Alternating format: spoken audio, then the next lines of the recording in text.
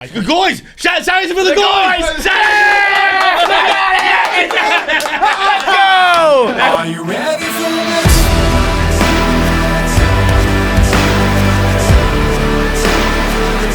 Are you ready for this?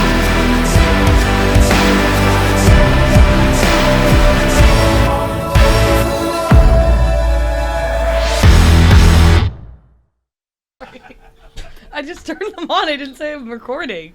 Okay, go. You said okay. I said okay. They're on. Yeah, You goddamn bitch. I said that it was fine. I didn't say I was recording. When I say go, then you can go. So go. Oh, really? Oh, really? I didn't mean it like that. I just meant. Am I allowed to record my podcast now, Jacqueline? Yeah, now you can go. Thank you so much. Queen Jackie has blessed us with the green light. That's not what You don't go until I say go. What an asshole. Did you see Will Compton's tweet about beans? Yeah. Yeah. I fucking saw that. Yeah. I saw your retweet. I saw everybody else's tagging it. Yeah. I agree with him. Yeah, I think beans The are only thing he missed beans is... are. Oh, yeah, you had him on your list of most underrated foods? Top 5 list of most underrated foods. You guys are like bigger bean fans Well, than- you know, I I was love gonna a say good bean, the yeah. only thing he missed is using them as workout gear. Yeah. So it You're is right. it is a versatile snack, versatile side, but he just missed that it's also a ankle weight. I am a bigger fan of edible beans probably than you are. Yeah. But canned beans in your socks. I think There's you still take the nobody cake on bigger that than you, one. babe. I think you and you alone. There might be a chance. It's pretty hard to say that like you're the only person in the world who does or says or whatever Yeah. does something. She might be the only person. No, there's gotta be. All during like quarantine, every workout inspo person was like, oh, Fine, you then don't you're have around the weights, house. like just use cans of beans as like weights, and then the obvious thing is like, okay, if I need to have ankle weights, if they like workout people said cans of beans specifically. well, for like arm weights, like instead of Okay. like whatever's, and so then the obvious like next Do it for leg weights too. do for leg weights. Yeah, that is the obvious conclusion. Yeah, naturally. Next thing you know, you're sticking them in your socks. It's just how it goes. And then obviously you put beans in your feet. All right. If we were talking to yesterday, I was doing a little handiwork. Oh yeah, I if we saw were that. talking- You're talking Allen wrenches. I was Allen calling them keys. hex keys because I don't know. Keys. I think that actually is. It's what I just googled 8-sided thing, and like things that like Wait, that's 6. It was no, it's Oct is 8. Okay, Octagon. so maybe I Google 8, maybe I Google 6. I don't know. I googled I was like, what do I need to fucking wrench this thing? Wrench this. You need to wrench this. And so it said you need a hex key. So I would go to the I walked to the hardware store, and the guy's like, I was like, it's a weird hardware store. It's like a little one right on 7th Ave, and like it's like a glass, like they go back and get all the tools. Like they kind of like a counter. Yeah, it's almost like you ever seen like in liquor stores where they just Yeah. and like everything is back there. Weird. And I was like hardware stores. Yeah. Top 5 smell in the world, hardware stores. Nah, this is like a whole. This doesn't Yeah, even, but you know what I'm talking about? Like hardware stores have. Bro, I've been in a you haven't hardware been store to like any. 3 times in my life. You guys know what I'm talking 2 about? of them were yesterday. What is that? I'm pretty sure it's wood. Wood? Yeah. Yeah. Wood just has They have a very yeah, totally. Yeah. There's a No, very I- distinct smell. I think I would have said wood is the smell, the overwhelming aroma in a hardware store. Why? I don't think they all have like wood necessarily. I mean, I'm thinking like of Home Depots. They have just aisles and stacked to the ceiling of wood. Not a Home Depot, like a local hardware store. Yeah, I've never had one of those. I mean, I guess I was yesterday, but that's the only time. And I was like, "Can I get a hex key?" And he's like, "What size?" And I was like, "Oh boy, I didn't do enough research to talk to a man who is a man." Right. I was like, "I don't know. Can I just get like a pack of them?" And he's like, "Yeah, metric or imperial." And I don't even know what What that imperial means. I was like imperial, Wars, like I don't know. And then he goes, "Why don't you just come back here?" And I just grabbed the biggest pack I could see. I was like, Yeah, "I'll just take all this." of these things. Right? So Yeah, I was like, yeah. they must be the right size, and this one is this huge Right. fucking pack of them. Walk back to my apartment. Also, the answer there is both. But metric, like, give me imperial, I give honestly me didn't all. even hear like when he asked the Yeah. question, my body just shut down. Was like, Metric people know like imperial is kind of wacky. Like nobody says imperial. No one says imperial. You know? I did not know what That's it meant. a weird I thing. was like, what the You fuck? just saying right now, I knew what it was, but like if you had told me what's the opposite of metric, I would be like, I don't know, U.S. So Yeah, it's like yeah. Imperial. And so I just grabbed that big pack, walked back to my apartment, Immediately, none of them fit. What I'm trying to do is I was trying to change my light boxer, my shield, because I'm so goddamn fucking strong. I broke it. Yeah. They're like, how'd you break it? I was like, how do you think I broke the punching machine? Like, I was hitting it with a shovel. How'd you break it? And so I tweeted the picture. I was like, what do I do? And they were just like just flood. Metric, you idiot. Metric, you idiot. Like, usually when I ask a question, I delete it like once I get the answer. But that one was funny, so I had to leave it up. Yep. And then so I walked back to the fucking hardware store, and I was like, hey, actually, I need the other pack. Yeah. And he just goes, and turns around. I was like, So smug. Listen, you motherfucker. Can you do a podcast? How about that? I was going to say, you come in here and sit down and do 2 hours of entertaining podcast, and then you can snicker at me, you motherfucker. Like, I said, come on, man. Like, I hate that. Kicking a man when he's down. Yeah. Like, I just had to schlep back here because I'm a fucking too much of an idiot. I know I'm an idiot. You don't need to. Right? Just like I hate that, him man. in his stretched out, dirty T-shirt that he got a fucking polo in '94. It's like, oh yeah, well, I can dress better than you son of a bitch. Speaking of, quick sidebar, this hat. Whoa. Yeah, where do you get your This corn? hat is a statement. Between Jackie's meat shirts and your corn hats, we are just covering agriculture of America right now. What is this? Is that Perot, like Ross Perot? Bro, I don't know fucking clue. Where do you get that? Where do you get a hat like that? This is in my apartment. Oh, that was just like a laying around? It's laying around. You don't remember ever buying I that? never bought this hat. It's not my hat. Oh, Don't know where this hat came from. it's a hat. This was actually, I found it when I was moving stuff to look for my toolbox, which I never found. That's why I went to a... Which doesn't exist, because guess what else I never bought? I never bought this hat or a toolbox. That's why I went to the hardware store, because I couldn't find my toolbox, but I did find this nice hat. If I have one word of advice to people growing up, it is dress ridiculous enough that one day you can come in wearing a Perot corn hat, and people just kind of go, yeah, that's what that guy does. Like, give me that hat. If I came in wearing this hat, if I just walked in and I was like, what's up, guys? You guys ready to do the podcast? Hey, anybody got any 1 Minute Man ideas? It would be all out laughter. It would be all out laughter. You sons of bitches. Because I have just established myself as a non-Perot seed guy. Perot corn guy. You can be a Perot corn guy. I can't be. So, to all the kids out there, once you're dressing like yourself for style, be just ridiculous enough, and you can wear hats like that. You find a hat in the weird corners of your apartment, you can put it on and wear it. Just like, imagine that. There are certain people that you can just go, oh, This is kind of a fucking sick hat. okay, I'll put this on, and people will just allow me to do that. And then there are people who will be like, no, boo, you're ugly, kill yourself. So, speaking of kill yourself, Joe List is on the show later. His interview is great.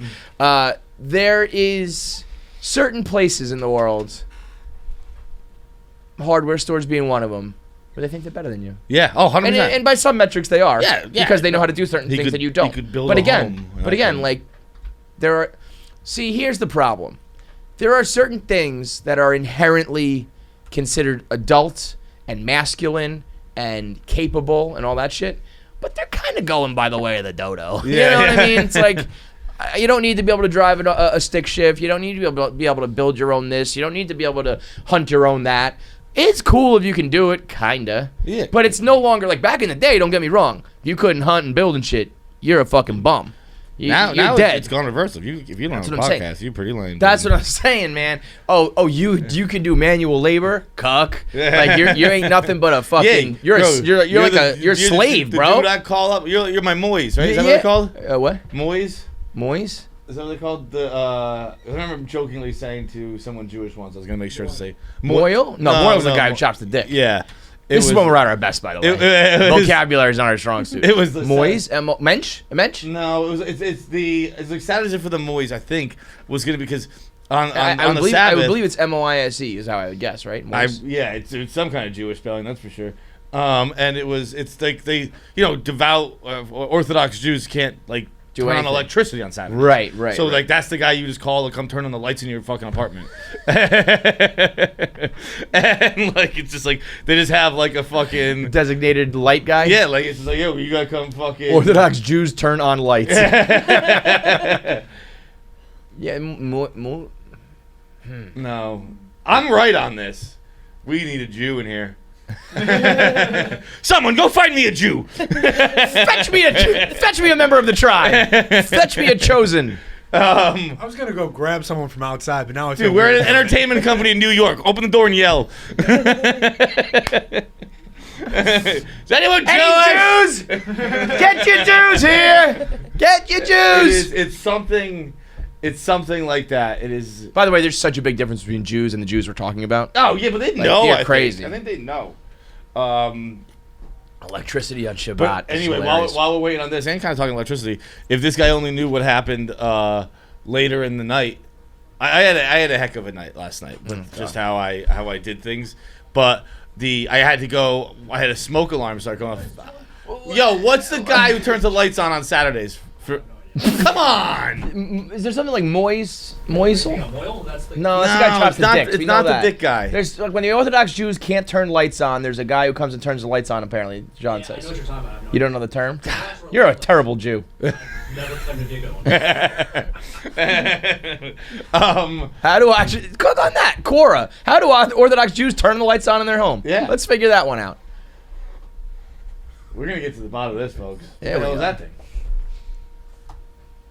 They probably do some shit where they it's like one of those Rube Goldbergs. All we do is like push a ping pong ball and then it falls down and blah blah blah and that turns on the lights. You know what I mean? Nah, that's all. Like this is like some fancy technology stuff. There was a time. You're telling when, me that like, there's a guy you like call to your house, but Yeah. how do you even do This that? is. I mean, this is just what one single Jewish person told me. So maybe Okay. they were lying to me, but there was- You know, they are a shifty bunch. And they would just come to your house and be like, flick. I think they have like basically in the. I think they specifically referring to like the neighborhoods in Brooklyn and stuff like that, Designated switcher. where there's like. Hey, we're on the podcast. We have a quick question. We need somebody that's Jewish. Who's this? Jake Bass. Okay, Jake. Feidelberg says that when the Orthodox Jews can't turn lights on, that there's a term for the guy who comes to their. Oh. Come on in, Jew. He says that there's a term for the people who turn the lights on for the Orthodox Jews who can't use electricity on the Sabbath. No, I don't know about that. Come on, dude! Dude, it might I have think been. you got duped by a trickster Jew. No, I don't. I think it was Fleischman we're who pretty was good telling about this that. story. Yeah? What'd you say? Pretty good at that. Yeah, that's right. I just said that. So they're a shifty bunch. I'm going to call Fleischman. I think it was Fleischman. I don't remember. It definitely made sense because we were like, oh, like Saturdays for the boys. Like it rhymed with that. Boys and boys. That's why it at least rhymed with boys. It was gonna be something like that. There's gotta be someone who knows this. You know what? This is the worst for podcast listeners when people know at home and they're going, "It's fucking moosh" or whatever. And they're like, "Why didn't they get it right?" She's cutting hair all day, so she won't pick up. But I'm not positive it was her. how are we even here?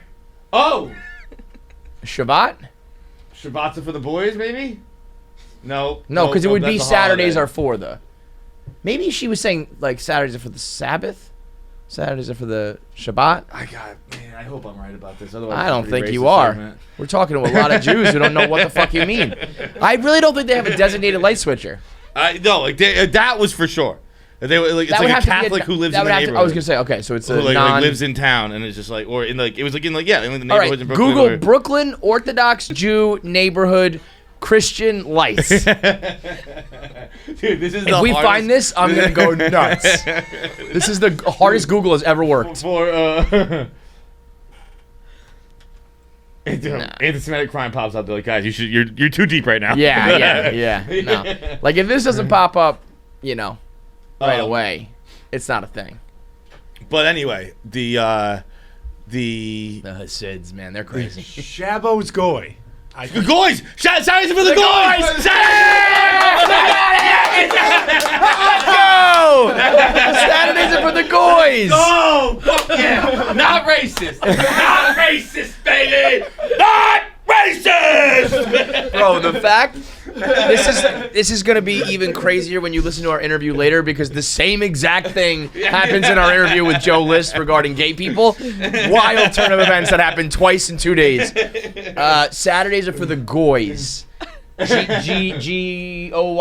Yeah. Goys are the Gentiles who turn the lights on. That's very funny. Goys. That is so. How silly?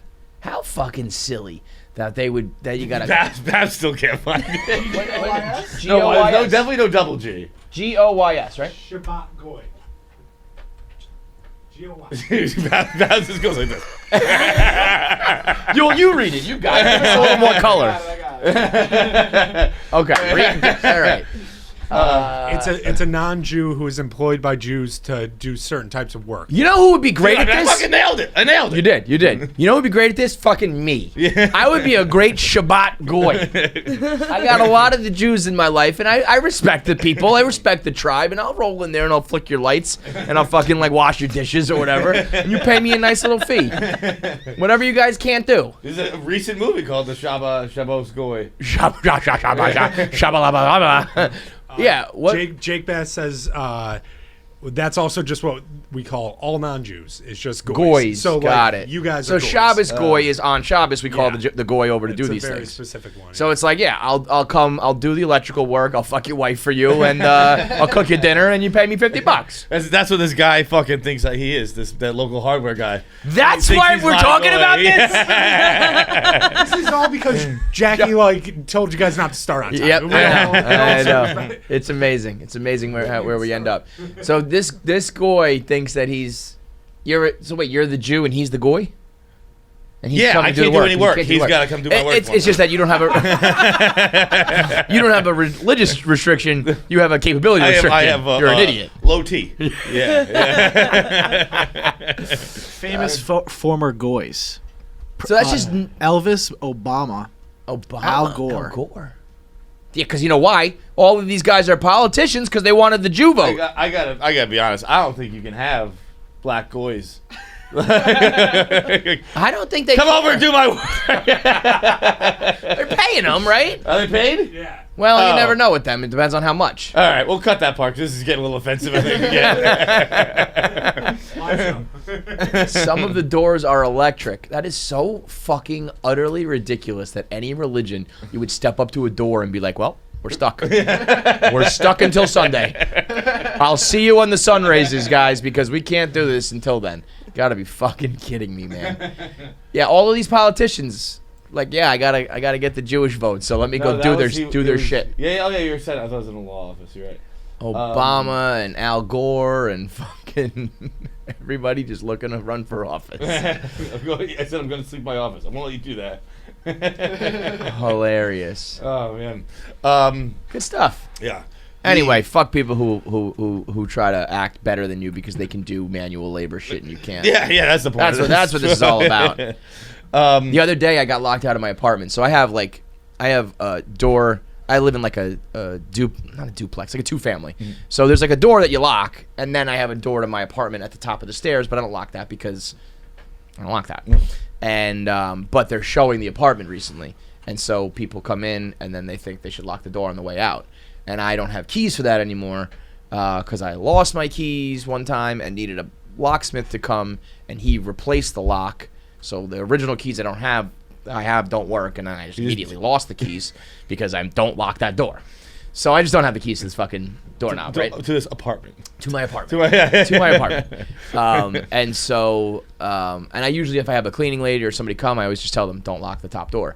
And I just forgot, I didn't realize they were showing it. So I go upstairs and I'm like, turning it, and I'm like, fuck. And I was about to just smash the plate window. It's like one of those plate window doors. So I was about to just smash it and reach in. And, and I get out. I'll tell you what. You'd be dead if you tried that. well, here's what happened. I do have a toolbox, and it's actually right outside. I have a little closet right outside that door. So I open it up. Oh, you thought I was like punch it or something? Yeah. Oh no. Yeah. Okay. I was Out of your fucking mind? You're definitely gonna cut your wrist. Yeah, no, that is insane. I got out like a socket wrench, and I was just like, I'm just gonna tap it and get like a crack. You gotta hit a fucking window pretty hard. Like in the movies, and they just kind of go like think, they just like roll their elbow up. I was like, and it like didn't even fucking. I was just kind of giving it like a crack. Bro, you would try to break a plate glass with a wrench and you couldn't. Well, I could if I wanted to, but I didn't want it to like smash everywhere, so I just kind of gave it like a tap. And I was about to go, so I was about to just be like, here we go. Like I'm just gonna fucking whack this thing. And at the last second, I my apartment is so old and busted. I was like, let me try to do like the credit card thing, you know? And it's you know how my apartment's crooked, everything slides. So the doorway is like slanted too. So I like barely touch it, and it just went. And it just opened up. I was like, this is I felt like an idiot for not like locking my own apartment or having keys to my own apartment. And I was like, it doesn't even matter, dude. Because whoever wanted to come here, like if I had just like pushed it a little harder, it probably would have opened. I literally like touched the little thing on the door with the credit card and it went. That reminds me of one of my all-time favorite videos. Check Google cop fence Boston Manhunt. Oh, it's an all-timer. It's an all-timer. Dude. It is so fucking funny. And you know he just keeps on walking, like, you know. It's like, you know, and you know he hurt his dick too. Yeah. You know those spikes hurt him. So fucking good. And then the next guy just walking through. I wonder what that was. I thought for classic. sure that was Marathon. Yeah, I would have guessed that too. That is so good, man. That is so fucking funny. All right. We should start the podcast. Start the podcast. Yeah. Dude, before we start the podcast real quick, I just want to tell you what I ate last night. Starting at 6 p.m. Nothing spoiling like that, right? Nothing rotten or expired. Don't worry, dude. So at 6 p.m. I made myself a kale salad. But you got a massage. Which I was talking to Kevin while I was doing it, and I was like, I have to massage you have to this massage kale. your kale. Jackie, do you eat kale? Yeah. Have you ever yourself? prepared it?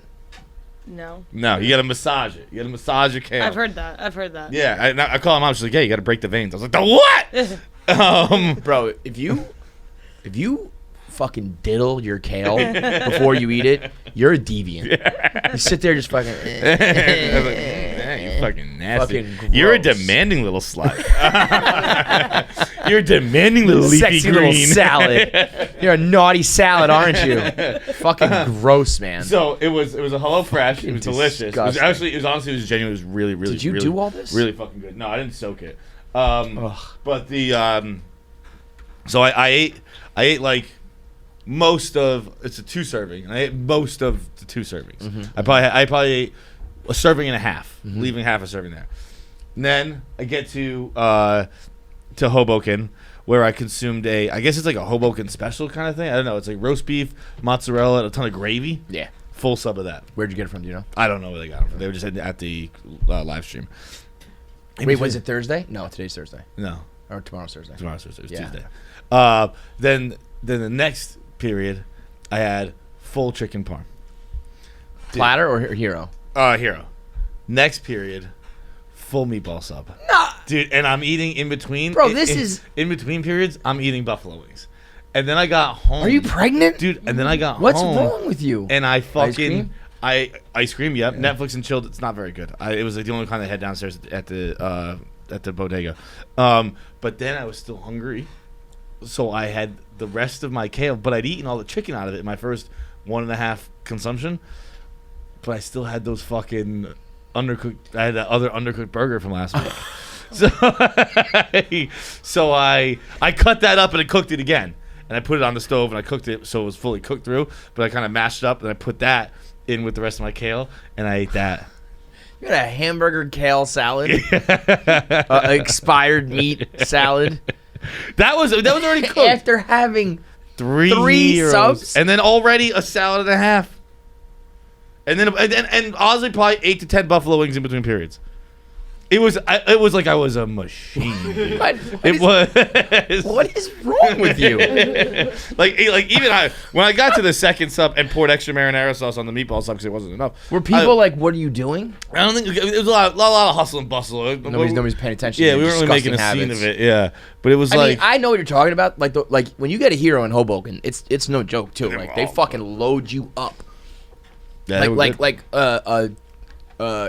of those roast beef and mozzarella heroes. Usually like half is I'm like good, and I can have half later. You had that, then three, so you had two like other subs. you had like 6 times what like most people will have. Like I'm good with just the half. Yeah, and The I'd already 6 eaten inch. dinner. You had 6 times the amount of a normal person. And then I ate dinner again after. And then you had snacks, and you had a second dinner. Yeah.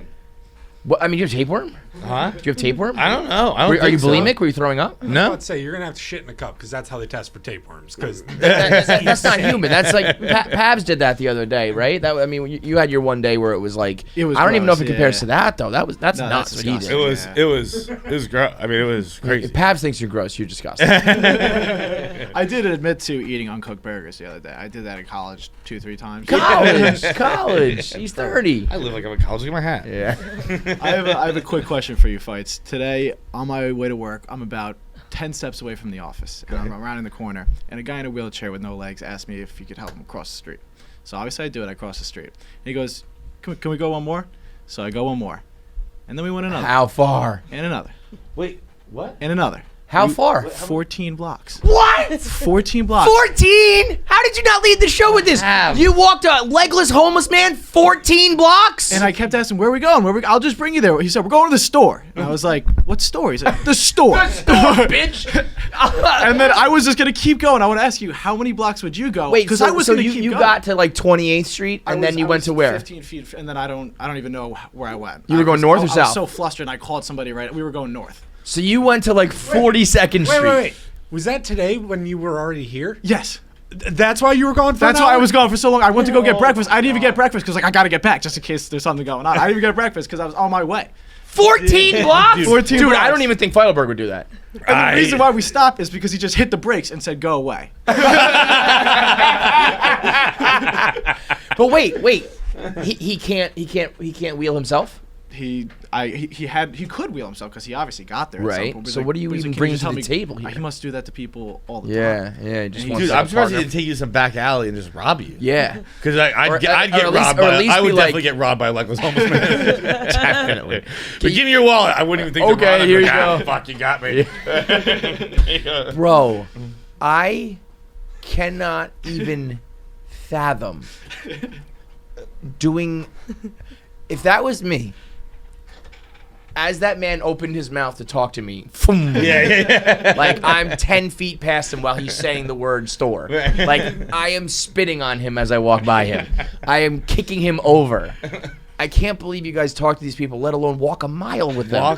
You walked like a mile. Like a mile and a half. That is insane, Pabs. So Pabs is that's wild what? Took you because 20 he's- minutes? It took me 20 minutes. Yeah, I mean, Nick And you had to was walk in a meeting back. the whole time, and I just got back right before he got So we back walked from the like meeting. 28 blocks. Yeah. Dude, that is genuinely insane. Didn't you also like have a homeless person in your apartment the other day? Oh yeah. No, they didn't end up not being homeless, but I woke up like 3 Saturdays In your ago, apartment or in your apartment building? in my on my couch. I'm my couch, them. a homeless person. Yeah, so basically, I woke up around 6 a.m. and there's just 2 people that didn't look like they belonged there. They didn't speak English, and Did your roommates bring him home? I was just I just like let it go for like 20 minutes, and then I went. What? I let it go, and then I went into each one of my roommates' rooms. So I was like, "Do you guys know these people?" I finally get to the last roommate, and he's like, "Yeah, dude, it's a long story." I brought that girl home. She doesn't speak any English, and as I was hooking up with her at the bar, and as they got in the cab, another guy jumped in to stay with her. He's like, they didn't speak any English, and then we get to the apartment. They both just fell asleep on the couch. And then I just went into my room, and I was so drunk, I was like, I'll deal with this in the morning. And so then You guys are so lucky you don't get murdered. and he was like, you gotta go get him out. I can't show my face. I'm like, why? Is You? Me? What? You gotta go get him out, bro. I go in the bathroom. I give myself a little pep talk. I'm like, you're gonna get him out. You're gonna get him out. And I go over there. I'm like, hey guys, we're having some people over in like 10 minutes. No. Vamonos. They just go 10 minutes. 10 minutes. Oh my god. And you went, all right, I tried 2 more times till I finally had to escort them out. Yeah. Bro, for future reference, tell us about these things. Yeah. I kept forgetting. Yeah. Like, both things. That's like, guys, I got something to say to start the show. That's like the show's done. We're not talking about anything else today. We now have the topics for the day. Bro. Oh, when she woke up, she kept screaming ecstasy too. So You know what, man? These are the things too. I know that so many people are listening at home, going like, "Oh my God, New York City's fucking disgusting." But this is why you live in New York City. For shit like this, where it's just like, yeah, man, you ever wake up with 2 fucking Colombians on your couch? If you haven't, you haven't lived yet, Like, man. who start their Saturdays with ecstasy. You know that they were like, you know that was some sort of hustle, right? They were like, he sent his girlfriend over there, like, go chat up that white boy, and we'll like rob him and his friends of their drugs in the morning or something. And they just got too drunk. Yeah, and they were like, oh, these guys are actually nice. We don't want to slit their throats. We'll go get the guys next door. I don't know. Okay, how about this? What's worse? Which one of these things is worse? The 14 block escort or the sleeping in your apartment? Escort. I think he's sleeping in the apartment. Sleeping in the apartment's like genuinely dangerous. I think it meant like worse. Like, well, that's what I mean. Like all things considered, if you had to pick like which scenario, what's it gonna be? I mean, I've had a lot of strangers sleep in my apartment. Yeah. Not, obviously this is like a little. I mean, everybody's had strangers. You hook up with someone, you one night stand them, and they slept in my bed. Yeah. But I've had many a dangerous person, a potentially dangerous person. Also, you'll hear a story in the Joe List interview about probably the worst one night stand blackout non-hookup scenario ever. You can't beat that unless you murdered someone. You can't beat that. Yeah, I mean, that it is weird when you think about the difference between how you socially treat people who you are trying to fuck and who you're not trying to fuck. It's insane. Yeah.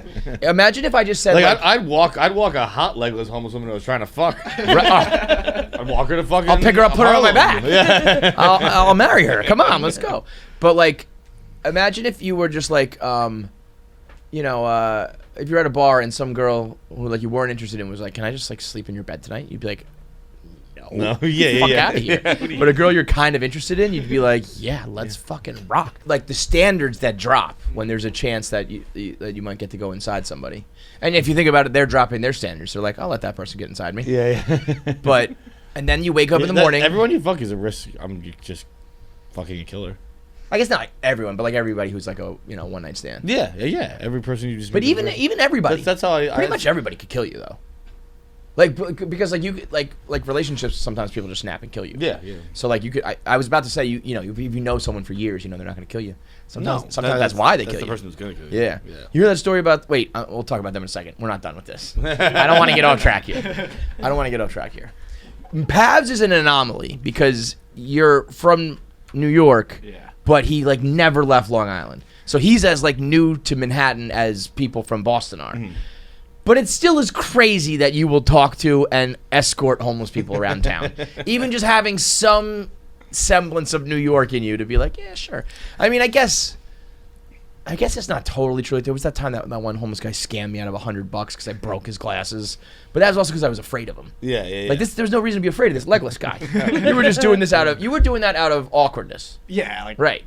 There was people around. But like they saw him ask me, so yeah, but like yes. So then I had to do it. I had to. Somebody saw me. I get it. You're right. But like, why? Because like, you think that those people are gonna go home and be like, I saw this guy on the street. So he didn't even escort a homeless man 14 blocks. Yeah, dude. All I want is for everyone to not think I'm a bad person, not think I'm mean, not think I'm an asshole. And random strangers, though. I don't care. I so got over that recently. I mean, I used to have that too, never to that extent. But I would do the dumb thing, like if I was walking the wrong way, I'd pretend to take a phone call to walk the other direction because I don't want strangers to know that maybe I was walking the wrong direction. I don't think I do that one anymore. I think I'm a fucking idiot. Turn around. Yeah. But but there are, like I mean, like something like that. I would absolutely be with you. I don't know if I'd go 14 blocks, but I would. You might be dethroned. He might be the king Bro, of like. Here's 14. Let me tell you a little something real quick. As you told that story, I was picturing you just walking him across 7th Ave back and forth, and I was like, yeah, this makes sense. when he started saying another one, what number did you say he was going to end at? Because 14 was not even in my realm of possibilities. Like 6 maybe max. Yeah. Maximum like 5. 14. I mean, that's. I'd be tired after that. And then he ditched you too. And then he fucking said, "Go away." Go away. like out of all the people he's ever scammed to walk with, you were by far the worst company. It's like, this white boy sucks. Were you talking to him? Basically, just when we would go off for ramps, he would rather say slow or fast on these, and whichever one I did, he didn't like. Come on, man. Wait, so he was yelling at you This is every block? This is like he's his surrogate or whatever. Dude. Like he arrested Arrested Development, shoot me faster, slower. And Pavs is just this is like the upside down or whatever, the right side. The upside. Upside with fucking Kevin Hart and a crippled Bryan Cranston. Except it's Pavs with a homeless legless man just getting barked at. Come on. What, the legless guy in a wheelchair? Come on. And then you got the fucking Peruvians in the apartment. Did you have a talk afterwards like, hey, no more immigrants in the apartment? Yeah, I said never again. But in my head, I should have said, "You go out there." Yes! I was like, "This could be really funny." when he's like, I can't show my face. What? You fucking brought them here. Yeah, they're your friends, dude. Yeah, you're the one with the weird illegal friends. What the fuck is going on here? I'm about to call ICE on these people.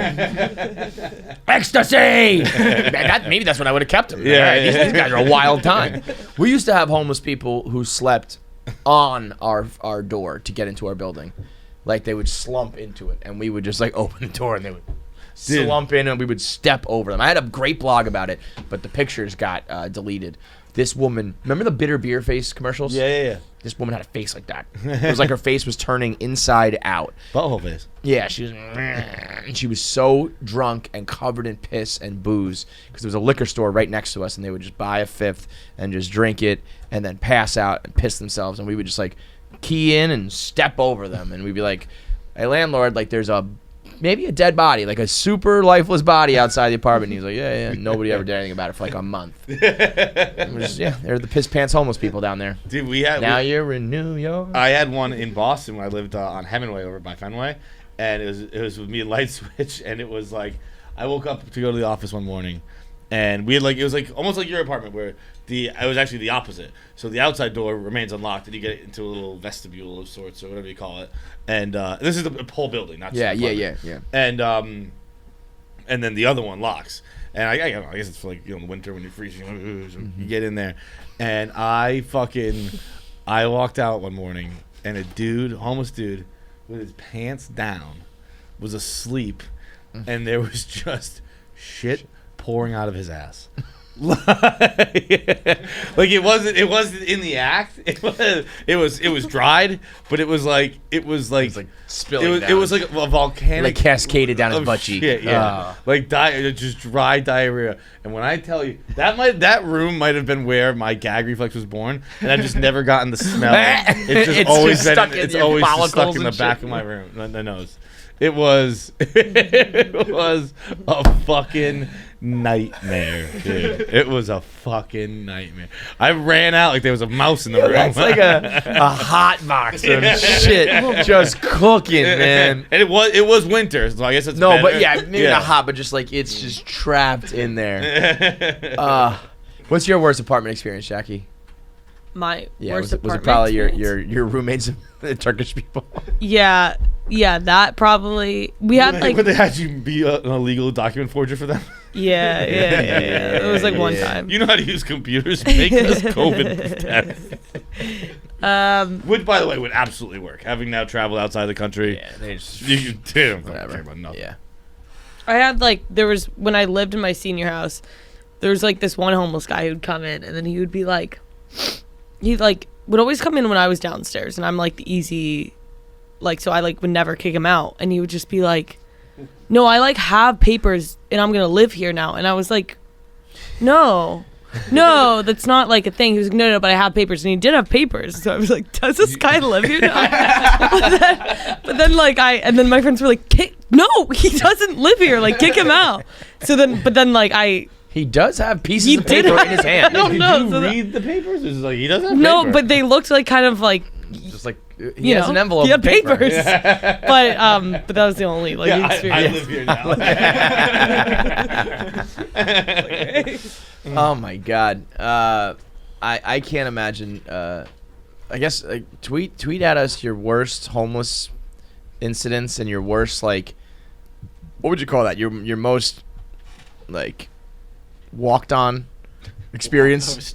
No pun intended. A legless man. But I don't think we're gonna touch anything close to I walked a homeless man 14 blocks. Dude, I think it's pretty underrated here is Jackie being like, I think a homeless guy lives here. I see Jackie just stretches her head. Fuck. I guess he does. Come this way. I think I think We got a new roommate. I think our landlord might have rented the couch to a homeless guy. And I have no recourse for this. Well, we had like an extra room, so I was like, maybe. Like, I don't know. Unreal. Let's get into Am I the Asshole? I mean, I feel like we've already been doing it. You're all assholes. All right, we got Am I the Asshole coming up. We got our interview with Joe List and, of course, voicemails. But today's pod is brought to you by Game Time. Last-minute tickets. And when I say last minute, you know, if you're a Bruins fan, it's probably the last minutes you're going to be able to watch these guys. Huh? Disagree. Bro. Got them right where you want them? It's a home series, baby. Got them right where you want them, huh? Let me tell you this little story about the 2011 Stanley Cup, friend. Home team won every single game. That's right. Till game 7. What about the Rangers are cooked, right? Rangers are giving up like 100 goals a game. Yeah, it's what's that series? 3-2? 3-1. 3-1, and they gave up 14 goals the last 2 games. Yeah, it's a wrap for them.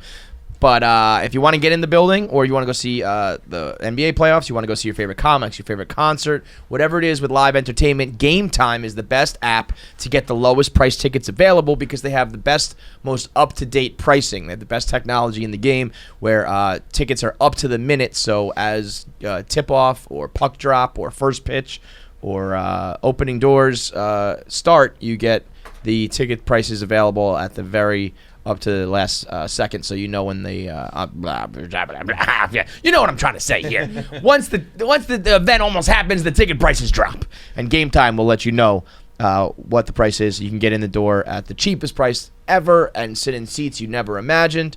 And right now, you can get an additional $20 off when you go to the Game Time app, download it, go to the account tab, create a login, and then redeem code KFC at your purchase. You get $20 off your first purchase. Download Game Time. Last minute tickets, lowest prices, guaranteed. We'll get into all that other shit first. We gotta finish. We gotta put to bed the list talk. I went off on Deke Zucker. I had been DMing with Deke Zucker, and I spoke to him yesterday.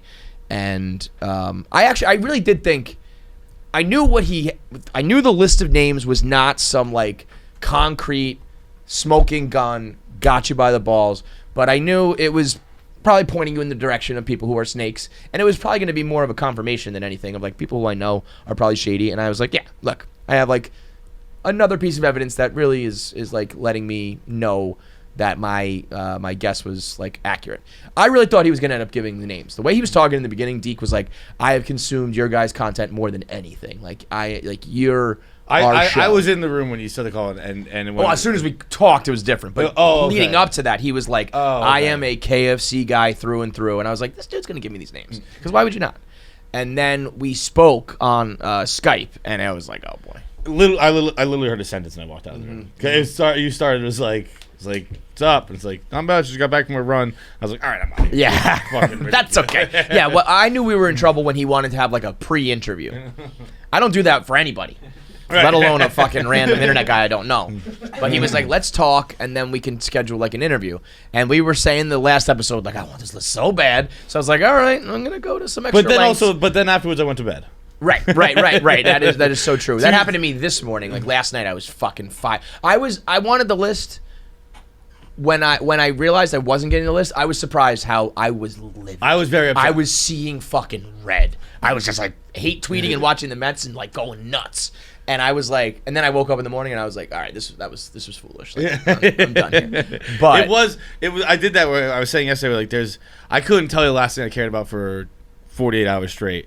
And I didn't. This wasn't one because I went off Monday or Tuesday of the podcast. Yeah, we got closer than ever, but we don't get to 48. And then I went to sleep and I was like, all right. And then last night I got hot again when it was like, I've been talking about legal ramifications. Like, shut the fuck up. There's no fucking legal ramifications. And I got hot again for a little bit. And then went to bed again. And I woke up this morning being like, I don't care, whatever. Yeah, then I switched. I had a new list in mind. I was like, now I want the list of the people who told him not to release it. Because Deke was like, I talked to a bunch of people at Barstool, and you're the only one who wants it released. Which is not true. Because I know other people who have DM'd him. Who said that they wanted it, right? So, I've seen the screenshots. That's right. So not true. I'm sitting here going, anybody who doesn't want this list out here doesn't want it out there for a reason, Deke. You fucking idiot. Like, why would you care about the list coming out if you don't care if you're not. You know what I mean? Yeah. Like, and so I went off on him being like, you just decide to pop back in, open up this can of worms. That was such a fucking gay fucking thread. Single me out. No, I'm talking about when he first popped back in. Like the first night. Like, But you know, yeah, but Deke him being been like, around. like he even replied to me with like, I don't want to get in this shit. Like, you fucking started the shit, you fucking idiot. That's what I'm saying. You started this. You single me out, publicly do it, embarrass me. Now I have a whole new host of people chirping me, being like, "We told you, everyone at your company hates you." So now I have to deal with that. Dangle this little thing of like a little bit of knowledge and a little bit of like closure that I can, confirm what I know, and then just be like, "Nope, not doing it." I was like, and then dude, if you heard, you would have smashed the computer. You would have smashed the computer. The way it was like. I mean, we were all like laughing. It was like, okay.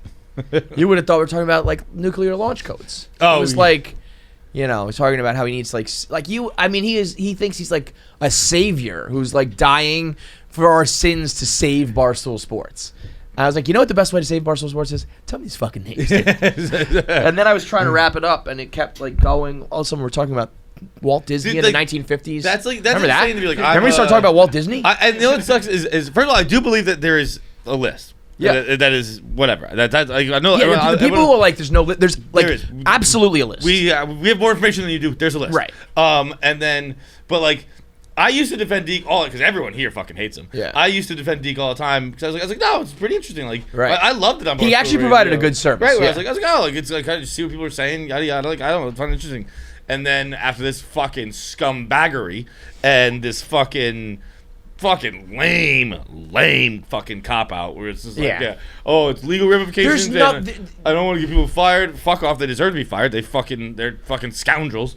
And then scoundrels. And then they're fucking like, I never meant to like get. Yes, you did. You did. You threw a firebomb. I even told him, I was like, if you just tell me, because I really don't have interest in firing people because that's a headache for me. Because if I'm the person, then I have to deal with like HR and I have to deal with any potential fallout. So I was like, I'm not even like, you're not gonna, there will be no legal ramifications. This is now devolved to like, you singled me out and I deserve at the very least to know. 100%. So like, if you're as much of a fan as me, you claim, you should know me, or you're calling me a liar. Like either way, fuck off.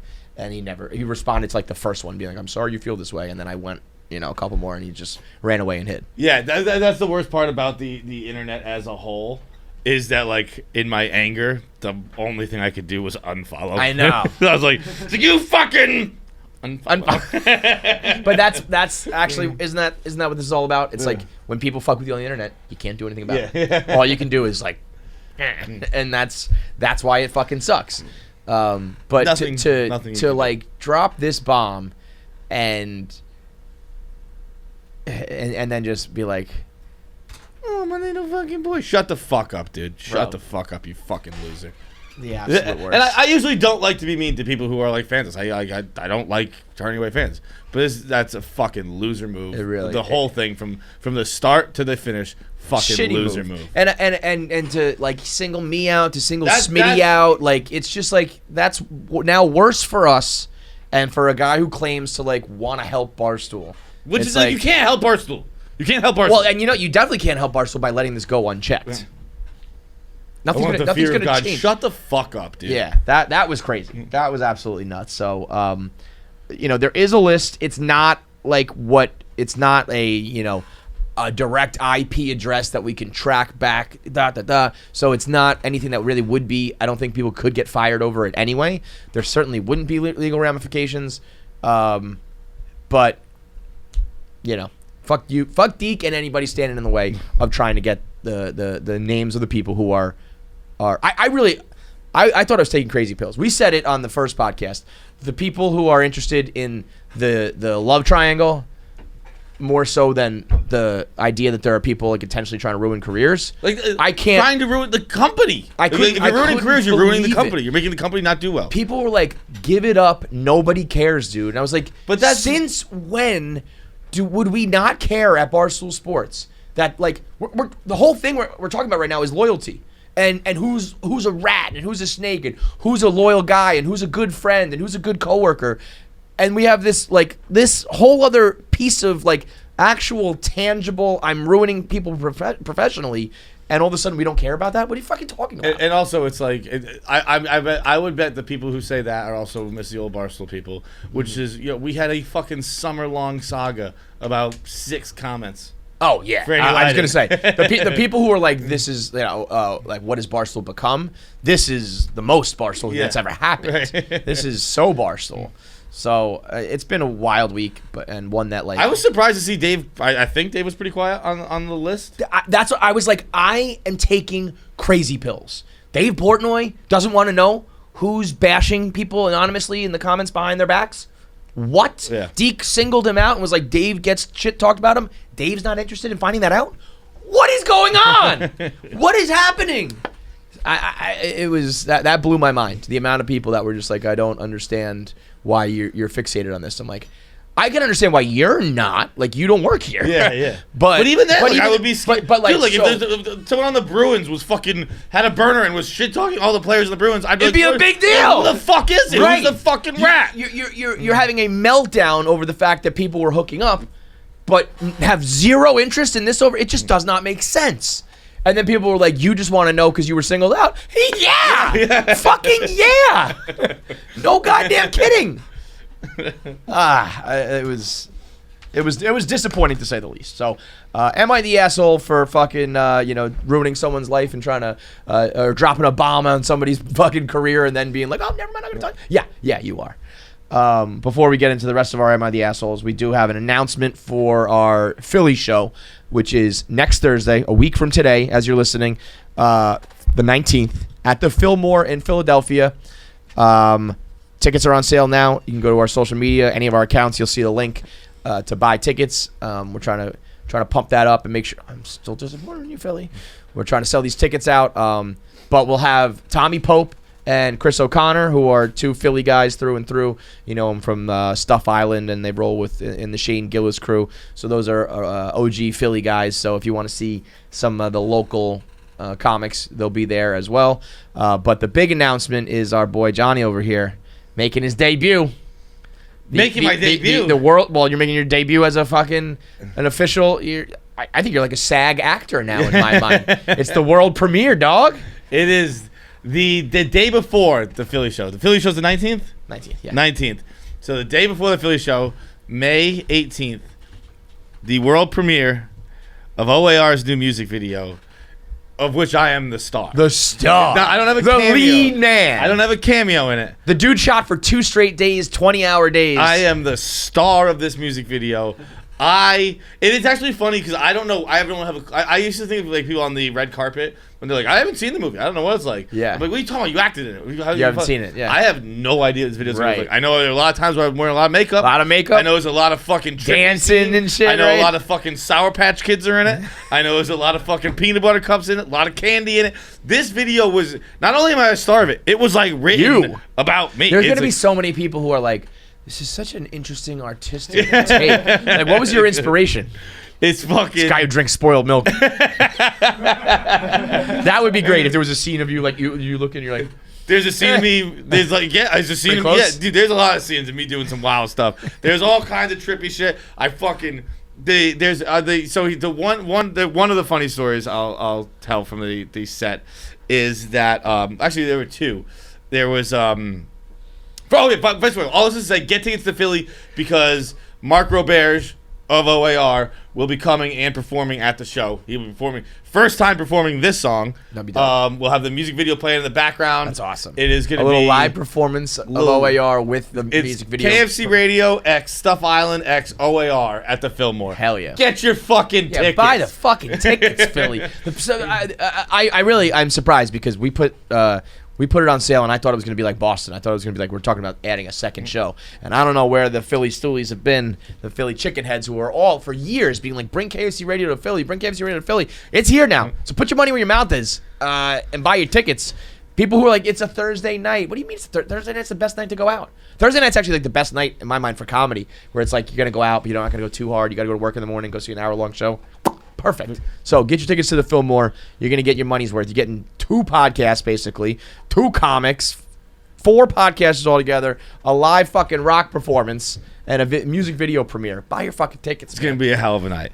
But Are you nervous? Am I nervous about that night? Yeah, because like you can't like. Are you gonna watch? You gonna sit there and watch yourself? Yeah. Oh, because it's so goofy that I don't. Yeah, do it. Like, yeah, dude, yeah. like I'm like so the song itself is about positivity and things like that. So Mark thought it would be funny to have me do it. Yeah, yeah. That's because- why it's funny. Like I said, the people who watch it and don't know will be like, "This is interesting." The people who know are gonna be like, "Oh, Like, this is I'm ridiculous." the happy guy spreading cheer Yeah, everywhere. yeah. And so the it was weird like waking like I didn't think about it at all. People be like, "You nervous about acting?" Yeah. And like not until I was in the shower the first morning when I was like, "Oh, I might ruin my favorite rock and roll band's music video by sucking." Sucking at it. I've said this. You're better at that than you realize. When you did Making a Gambler, you can act in like small doses. You know, like little sitcom, like 20-minute. You know, I don't know if you could do like a movie. Yeah, But yeah. like small scenes that are written funny, you're good at that. This is there are scenes that are very flamboyant. There's like this, which I can cross. You know that. And I'm in John was like, I think I can do this. Dude, I haven't been practicing there things was like a this in front of scene my where I was in mirror for fucking years. Full makeup, getting bukkakied with glitter. Dude, I walked out and Nick, because Nick, by the way, there'll be a whole behind the scenes of that music video. Nick was there filming the whole time, and we walked out once, and I was like in a robe with lipstick on, smoking a cigarette, and he's like, "How'd that go?" And I was like, I think people are gonna watch it. Like, the fights just come out. Fabulous. You were also sitting on a swing at this point. Yeah. Yeah, I've seen that clip. Yeah. You're just going back and forth. Bro, I'm like, you got a woman's swinging robe around. on. You're smoking a cigarette. Like it looks like one of those old cigarettes they smoke like with a holder. You know what I mean? Yeah. You have your makeup on. I almost expect you to have that fake like half English accent. You know what I mean? Where everyone from that era did fights just come out hilarious. But the it was interesting doing the video as a whole because it is like it was structured like union break, like lunch break, Yeah, kind sure. of deal. But also like it's so fluid. Like it's like filming a Barstool video except they let you eat lunch. Yeah. Because like we'd be like on like they'd be like, all right, so here's the scene. You're gonna be here. He's gonna be there. And I'm like, okay, well, what do I do? Go. You're the actor. That's I don't cool. know, you do it. And I was like, Yeah. oh, all right. So like, everything I was like kind of improv-ing and like Yeah. everything I was picking, which is why like they're. I bet you they loved that. I think so. You It doing was. that. It was very. 'Cause I bet you a lot of collaborative, people where, can't like, do that. It was kind of cool. Like everyone was like, well, I got this idea for People this. need to be like told what to do a lot of times, Yeah. like actors. I bet. So the fact that you were just like, yeah, I'll do that. They're probably like, oh, this is awesome. Right. I bet you like by like a couple hours in, they were like, oh, let's make him do some crazy shit. He's not gonna say no. He'll walk a homeless man 14 blocks. Dude, I mean, like, there's a good portion of this music video. I'm shirtless. No one had fucking told me, bro, that Yeah. I was gonna be shirtless in the music Good video. for you, so dude. I would have fucking, I don't know, done a couple more crunches before. On the last day, like you were just in your underwear for I don't know 4 hours. yeah, dude, but just deep hanging down you out. were loving it. Just running around, bro. And here's what I said though, because they told me to bring a bunch of different kinds of underwear. So I brought like 5 pairs of underwear. 4, I was like, I don't know. They were like, bring some extravagant, whatever. I was like, I'm not bringing fucking. I'm just bringing my good dick ones. Yeah, So I yeah. brought 4 pairs of good dick ones, and I was like, I'm not bringing this pair too. They make you wear that one. Guess what pair they fucking chose? So, like that wasn't even regular dick boxers. That was Bad dick boxers? I brought a bad pair. Well, bad that's dick on boxer. It was on That's me. on It was you. on me, but I You was should have walking brought out- your smalls. Walking, no, those are gone. I've lost those. Yeah, they'll turn up like the hat. But there were 2 separate incidents while filming. There was one. This. It was this. I mean, it was. We were deep in the heart of Brooklyn. Like in one of the scenes, one of the women yell at me. This because I'm so happy and whatever. Like, she yells, "This is why we don't like white people in Brooklyn." Not in this, like outside. Huh? That's not part of the movie. She was acting in it. That would be. I don't. You won't That's be not able gonna to. make You won't be able to hear But her. that's But okay. she'll Got be it. yelling at Got me. it. That's awesome.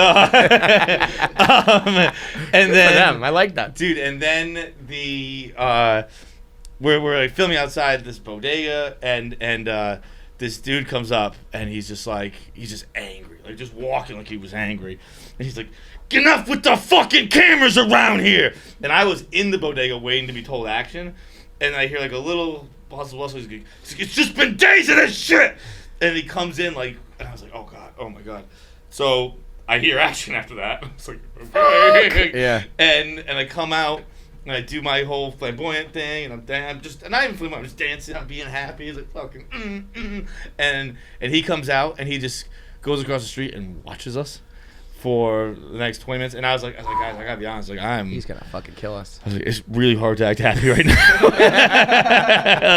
like If we could do a scene where the fear of God is in me, I would nail it. like, if you guys want, I don't know, if we want to maybe take a break or like, I don't know, Yeah. just get the fuck out of here, because I do not feel comfortable being overly flamboyant and excited white guy right now. Yeah, That's that just- I mean, you got a fucking target on your face for that. that is not what I want to do. But then the second one was probably my favorite thing that happened on the set. So we're in this bodega. We can only film after hours, right? So it's like 11 p.m. because we're deep in the heart of Brooklyn. It's not 24-hour bodega. Right. Actually, it might even 10 o'clock. It might even 11 o'clock by the time this happened. But the I guess the guy who owns the bodega has his buddies come over like when he's closing up and they drink. And one of the guys, I don't know, I guess he showed up at lunchtime. He was hammered drunk. And so I'm in one of the scenes that I'm dancing down an aisle, and I'm like scooping ice cream into my hands. And I'm like getting candy, and I'm doing all like, you know, just Johnny shit. Doing Feidelberg shit. Yeah. And That ain't acting. yeah, and I'm like dancing down the aisle, and I like spin into it, kind of deal, and all kinds of shit. And he's in the back of the bodega, like right behind the aisle, right out of view of.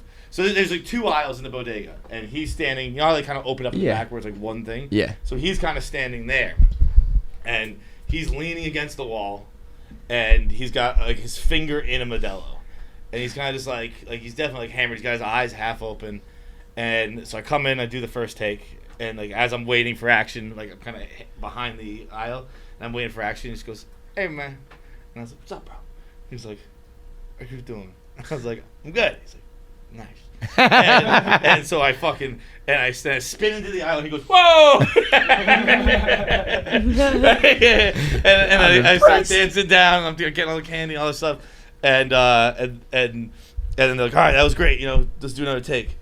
And so I put all the candy back. I put the ice cream back. I get back in the aisle, and he's like, "Hey man, you okay?" Right, so I spin back into the aisle and go, "Oh!" I get all the candy. Right? Let's do another take. Third Right? one. Put it all back. Come back. What's going on, man? You okay, man? He's like, how fucked up am I? What? I do it. I think we did it like 5 total times. He must have been And fucking. he was like, he just kept going, "Hey man, you okay?" And then at the end, he finally kind of follows to see what I'm doing. He sees the cameras and stuff. He goes, "Oh, video!" And then he starts. Then he's like, and then we're like the biggest celebrities. Then he's filming it with us. I'm like, I'm "Well, you know, man, can you get out of shot? Like, hang on, Dude, he must have been so confused, but all his brain could muster up was, "You okay? Hey man, You okay?" it's okay." It was awesome. But May 18th, it all comes out. It'll be very fun. May 19th, you get to see it fucking live. May 19th, there will be the inaugural live performance of it. Mark might be bringing other special guests. We don't know. Let's go. But it's going to be this is going to be our best show ever. So buy tickets to the Fillmore in Philly. If Nashville's any indication too, Nashville, we were just doing whatever. Nashville was, we had people on stage, you know, guest surprises. People were taking their feet out backstage. It was a wild one. Okay, am I the asshole? I am the asshole. Let me ask you this: Am I the asshole for returning my car and going out to get a car on the same day in the middle of this goddamn supply chain fiasco? Yes, I am. I thought it was going to be an issue, but I also thought, like, I'm not a picky car guy. So I was going to be like, you know, I don't need the one with all the bells and whistles. I'll just take the one on the lot. They had, like, nothing for, like, so long. You were going to you're like, "I'm not a picky guy about my car." Like, I'm not a picky guy. And I guess, like, No, I actually, when you text, you're the same way, dude. If someone was like, "Well, you know, we'll get you the moonroof, but you got to wait 2 weeks," you'd be like, "I don't fucking care about that." dude, my dad just bought a new car. Took it for a test drive and everything. Didn't realize till he was on the ride home. Didn't have a sunroof.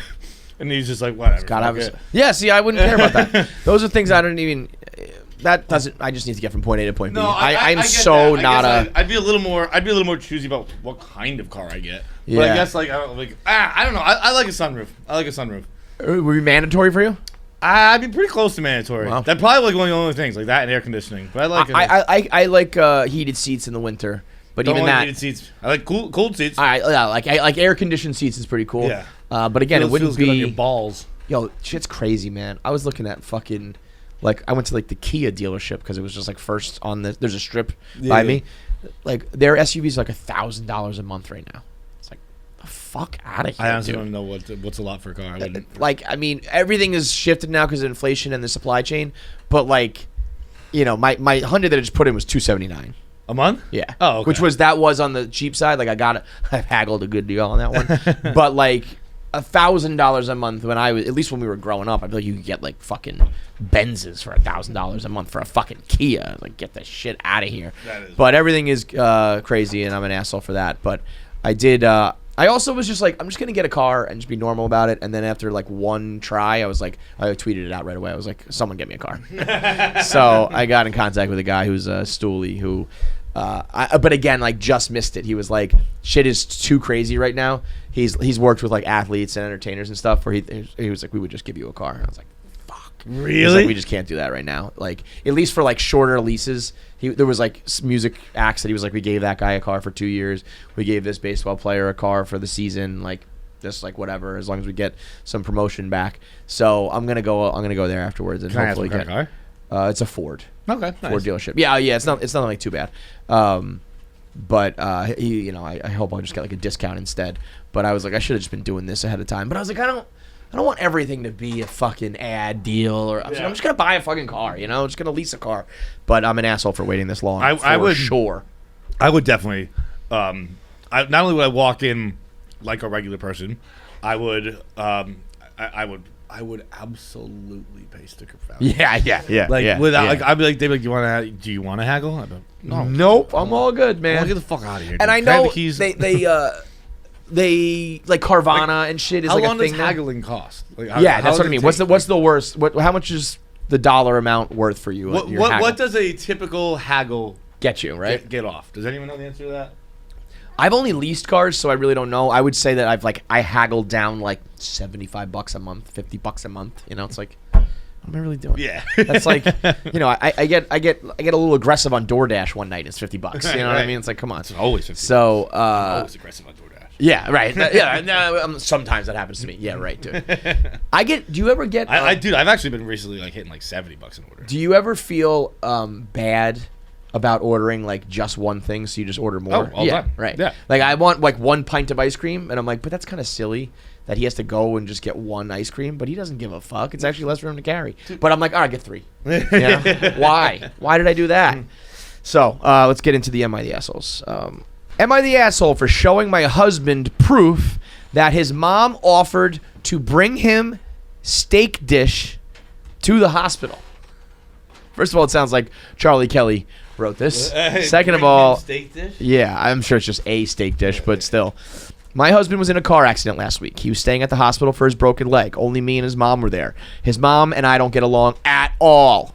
He tells me I'm overreacting or paranoid whenever I point out how she's mistreating me. He complained about hospital food, saying it has no taste, and asked me to bring his favorite meal, which is steak dish. The kicker, it's spelled witch with an apostrophe S, which is steak, S-T-A-C-K, which is steak dish. Oh. Okay, I got it now. Which is steak dish, and bring it to him to the hospital. Noting that steak isn't cheap where we live, and I didn't have enough time to prepare it. I told him I will see what I can do. I'll see what I can do. Then his mom said if I am truly a supportive wife, I would make it happen.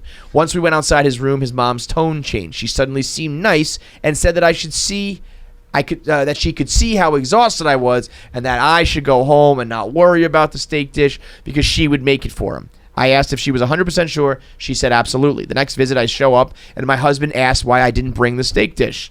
I saw his mom there. This is hard to read because it's very bad English. I saw his mom there. I told his mom offered to make it for him instead, and told me not to worry about it. He didn't believe me and was like, "Mom said that? I'm not buying it." Mom, did you really say that? Her reaction shocked me. She acted confused and said that I am his wife, and she didn't know why I'd expect to perform the wife duties for me. I was confused and didn't know what to do. My husband seemed upset the entire visit, and I waited till his mom left. I swore to him that his mom said she'd take care of it, but he didn't believe me. I pulled out my phone. I called his mom. I put her on speaker so she could hear the conversation. I said, didn't you say you'd make the steak dish? She finally got it right. The steak dish. And that I didn't have to worry about it. She replied, I did, but I obviously wasn't actually going to do it. I was just trying to help my son see how his wife is during the rough times, and you took the bait. My husband raised his eyebrows. He got pissed. He called her later and picked a fight and then said no more visiting. She lost it, called me petty and manipulative, and blasted me on Facebook, saying I stopped her from seeing her son only because I couldn't get her to do the things for me, like cooking for my own husband. Now his family are criticizing me for this. I mean, this was maybe one of the more like actual issue. Yeah, I'm the assholes we've ever had. You're obviously not the asshole. Top comment. You're the asshole. You put someone on speakerphone without their knowledge or consent. You're the asshole. Fuck off, dude. You're the asshole. The guy is in the hospital, and you're picking fights with his mother-in-law. What are you talking about? What? Like, totally fucking nuts.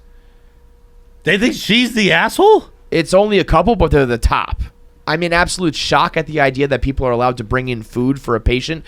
We're missing the point here, folks. I mean, this is nuts. This is crazy. This is some like deeply manipulative, on purpose sabotage shit. Yeah, like you took the bait, right? Like, now, do we think that she just got cornered, realized she didn't make steak dish, or do you think that that actually was the plan the whole time, or do you think she was just scrambling? Like, I think that would be great. I think if someone called you and was like you wouldn't be like, yeah, I fucked up. Like you wouldn't make up a lie to make it more nefarious and deceitful. Yeah. Well, unless you're like I hell fucked up, bent on, unless you think that your husband, your son is gonna, like, this is a mother-in-law who hates this girl and maybe is trying to turn her son against her and maybe is coming up with that kind of shit to be like, look, see, like she can't even help you during the rough times. She's gonna rely on someone else. I told you so.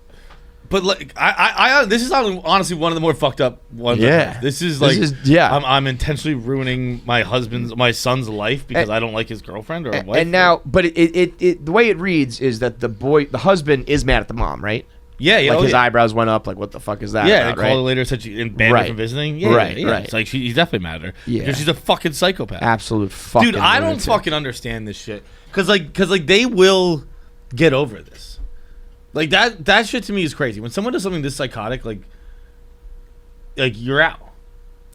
She I guarantee in the comments said they redeem and they kind of get over it. And like, right. What are you talking about? No, you're out of my life. I don't care if you're out of my life. I think I said it just like last episode. Maybe I've been really like the I think I said this right. The tolerance that we have for like relationships.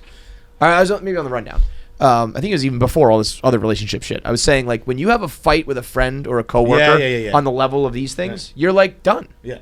And you might be cordial, but you're like, I will never trust you or be. I don't even be cordial. Like, you're out of my life. But in relationships, we just torture ourselves. And there's got to be some level of like, you're gonna have little petty fights, and you can't blow up a relationship. But this is not petty. Like it's not petty. And I've also come around on the idea of like relationships or work.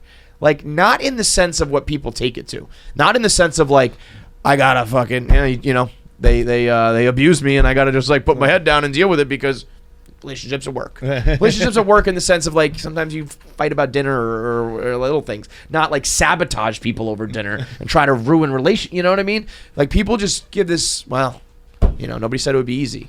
Nobody said it would also be fucking psychotic. Just break like the who was our guy from Scotland? The Scottish comic who he says he's responsible for over like 385 divorces. Because he was like Daniel Sloss. Love that guy, and he we all should follow his mantra of like just break up. Like there's so many people who should get a divorce or should break up and they don't because of kids or because of fucking paperwork. Jackie, paperwork is the end all be all. Like you should just be like, or cut your mother out. Whatever needs to happen here. That girl should be like, I'm out of this family, or that mother should be like, or the husband should be like, I'm not talking to my mom anymore. I mean, I guess it's hard when it's your mom. I don't But- know, dude. I that's thought you were always in my fucking corner. I insane. thought you had my best interest at heart. Right. Like, not I thought you wanted me to be happy. Like, well, I don't know. Like, you're clearly not. You're clearly Right. a psycho. Right. Like, I don't really care But, about my mom. You're but a psycho. I would say even at the very least, while this woman does not deserve it, I think I'd be like, this all has to end. Like, this is jacked up. It's jacked up. Yeah. So like I'm keeping my mom out of my life, but also every time I'm with you, I'm gonna be thinking about how I don't have my mom anymore, and like it's just done. Yeah. It's just done. There are certain things you can't get over it, and steak dish apparently is it. Steak dish is it. That's the fucking final straw, man. I mean, but boy, for anybody to say that she's the asshole, and then she even said, I might be the asshole for not leaving it alone and stirring up trouble and getting him into a fight with his mom and causing the family to come think and you're be the like, asshole no, you're at not. all." You were fucking vindicating yourself in a moment where you were being called out. Yeah. If she never said anything and you were like, let me get her, then like, yeah, that's you taking the extra step. You didn't take the extra step. She did, and you're just proving your innocence. Yeah, right. Everybody has the right to prove like their innocence. The The Reddit is much more reasonable. Shocking. Everyone's like, you're not the asshole, not the asshole, not the asshole. I guess it's an interesting time to make the announcement, but another announcement on the podcast today. This Sunday. Oh, that's right. This Sunday is the interviewing This Sunday is the interview. of Polly Feidelberg. Polly Feidelberg is coming on the podcast Sunday morning. I don't know When are we going to release it? I mean, we released We it. got to hold it hostage for more subscribers, right? I mean, no, it was the 100,000. I know, but now we got it's like, now we got to get 150. It is the interview goes down on Sunday. So I guess tweet us any like stories you want to talk about. I've Yeah, been like questions, stories. I've definitely been writing a couple down. When, like I wrote down like my Minnesota Twins baseball coach. Like Yeah. she can explain herself on that one. Yeah. Polly's got some splaining to do. But there, I also wrote down the fact that they used to take me to the dentist and just get my teeth ripped out of my head. Amazing. It is gonna be fun. She's like so I was she was bringing me to the train station. I was home last weekend or 2 weekends ago, and she's bringing me to the train station afterwards. And then we decided to plan that, you know, when I asked her, I was like, you don't have to come down for the interview, but next time you come down, like, let's do the interview. And so my parents are coming down this weekend, and I was like, so you ready for the podcast this weekend? She goes, fuck, I agreed to that. I'm going to see what my mom thinks. Like, my mom would probably say no. But then if I tell her that your mom did it and that she's not going to be on camera, she might do it. She also got a little bit fucking, like, one time I called her during the Mets podcast, I think, and she was a little like, she always threatens to call in WFAN. She said, I'm going to call them and tell them what I think. So I think she's got a little bit of the itch. Yeah, to yeah. get her voice out there. So that will be, we should have put her up in Philly. Then we'd sell tickets. Okay, one more Am I the Asshole, and then we'll do voicemails. Am I the asshole for telling my neighbor? Am I the asshole for telling my neighbor to get over it when I wake up her baby? I think we're going to be divided on this one, Feidelberg. My garage is about 3 meters away from my neighbor's bedroom. Meters spelled R-E-S and neighbor spelled with O-U-R. So fuck these foreign people. Everyone from the UK apparently very concerned about whether they're assholes or not. Everyone in America is just like, yeah, I'm an asshole. Or I'm not an asshole, and I don't need to find out from the internet if I am or not. 3 meters away from my neighbor's bedroom where the baby sleeps, I've got a roller door which beeps quietly 4 times within 20 seconds of me arriving home and pushing the button. It's so quiet that at times I can't hear it when sitting in the room adjacent to the garage when my partner comes home. Since my neighbor had the baby, I've made an effort to be more considerable of noise. Despite already soundproofing my rumpus room, I've stopped playing my drums after 6 p.m. I've also declined hosting friends outside of my backyard due to noise. I think I've been more considerate, but apparently not. I got home from work at 11 p.m. and put my car in the driveway. A couple weeks ago, my neighbor approached me and asked if I could wait until the morning to put my car away, but I declined as there's been break-ins to our cars on our street lately. I don't think so. I doubt that. My car is also one that is targeted by thieves a lot, as parts are expensive and it's an enthusiast car.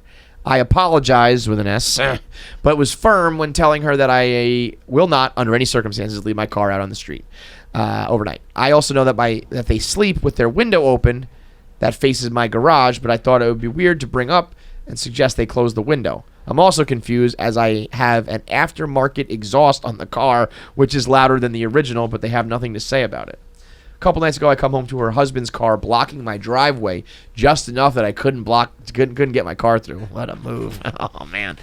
It was kind of useless because I pushed the button even before I reached my driveway, so it beeped anyway. They didn't come out, so I had the car towed, and they haven't done it since. Today, I decided to play my drums around lunchtime in my soundproof rumpus room. You can only hear minimal vibration from the kick from the outside, but it's the rear of the property and quite far away from the neighbors, but they still had something to say. The wife came over, basically said she had put up with my noise for long enough, that she was exhausted due to the kid never sleeping. I was definitely miffed about the driveway blocking situation from the other night, snapped a little, telling her that I'd been considerate enough while making concessions in terms of noise. I said that while it's within my right to play music up to 10 p.m., I've cut myself up at 6 p.m. I said that now on, she'll have to get over it because I was done catering to her and her family. Bro, I mean, like, I don't have a strong take on it because I do see both sides of this, but like I feel like, I mean, like. Dude, the whole apartment complex didn't have a baby. You did. Bro, you're going to be surprised. I'm totally... don't get me wrong. I think this guy's an asshole because he has a rumpus room. Yeah. And because he's a car enthusiast with an aftermarket muffler. And because he plays drums at 12 p.m. noon on a fucking... Where are you, dude? Like, what is your life? But, you know, don't live in an apartment complex. You want to be alone and have a quiet for your baby, you have to own a house. Yeah. You can't be... You know, and none of that is over the top. I have a car that I put in my garage. That's pretty standard. Dude, to ask drums, can you just drums not is put your annoying, car but like in the garage, yeah, it's crazy. No, that's what I do. No. That's where I put the car. I think he's probably like thinks that his car is going to be fucking robbed because he has like the best Jaguar. Yeah, on the block he's or an something, asshole but, for like, different reasons. Right, for sure. Right. The playing the drums. The drums like I do think if you're cutting yourself at 6, like yeah, play your drums. I would be infuriated at any Drums time, is like the worst. with a baby or not. Drums should almost be like That's almost hey, like bro, having a baby. Like you yes, want I to was play gonna the drums? say, hey, bro, the entire the apartment complex doesn't like the drums. Right. Like you got to have it. Like you got to get a house too. So everyone's kind of the asshole here, but I do think when you have like babies have weird demands. You can't be quiet 24/7. You can't be expected to like if the baby wakes up at 2 a.m. crying, can you be like, hey, can you shut the fucking baby up? Right, that's not gonna fly. Right, So like you have to just deal with it. yeah, no, but this guy's definitely just a dickhead. Yeah. You're not the asshole. You're a dickhead. Am I the dickhead? Is the new term. All right, voicemail time. All right, we're gonna get to our voicemails, but first, a very special appearance from one of the original KFC radio bullpen guys. When we first started to I can't make it today, Clem would always be a call in. Also, I got to give a shout out to the Podfathers. Their show came to an end with all the realigning that Barstool did the other day. It was one of the smaller niche shows. A bunch of shows got cut that really were just not performing enough. Podfathers was not really one of those ones that wasn't it was performing exactly the way it should have. It's a niche show for parents. But that's just not, a huge cash cow. But I think it was a real good success in terms of it did exactly what it was supposed to do, and it was a small audience, but the people reacting today being heartbroken over the end of it, because when you are a parent and you do want, when I started, I set out to be let's make a show that is the true, honest take about having kids. And I still think, unless I haven't seen anything else otherwise that has done that. So, and I did in the beginning, and I loved it. I had to stop once my marriage blew up because I didn't want to put every single comment was going to be, why are we going to listen to you about parenting when you cheated on your wife? So I didn't want to put that on those guys. But they picked up the slack and did a great job. Large stepping in, and Annie and Clem's wife did a great job too. So if you are a new parent, though, you can still watch listen to the original episodes where it's those are evergreen. But Clem's coming in for a perfect KFC radio debate. He stirred it up. He wrote this in 2018. He reposted it today or this week for the Kentucky Derby.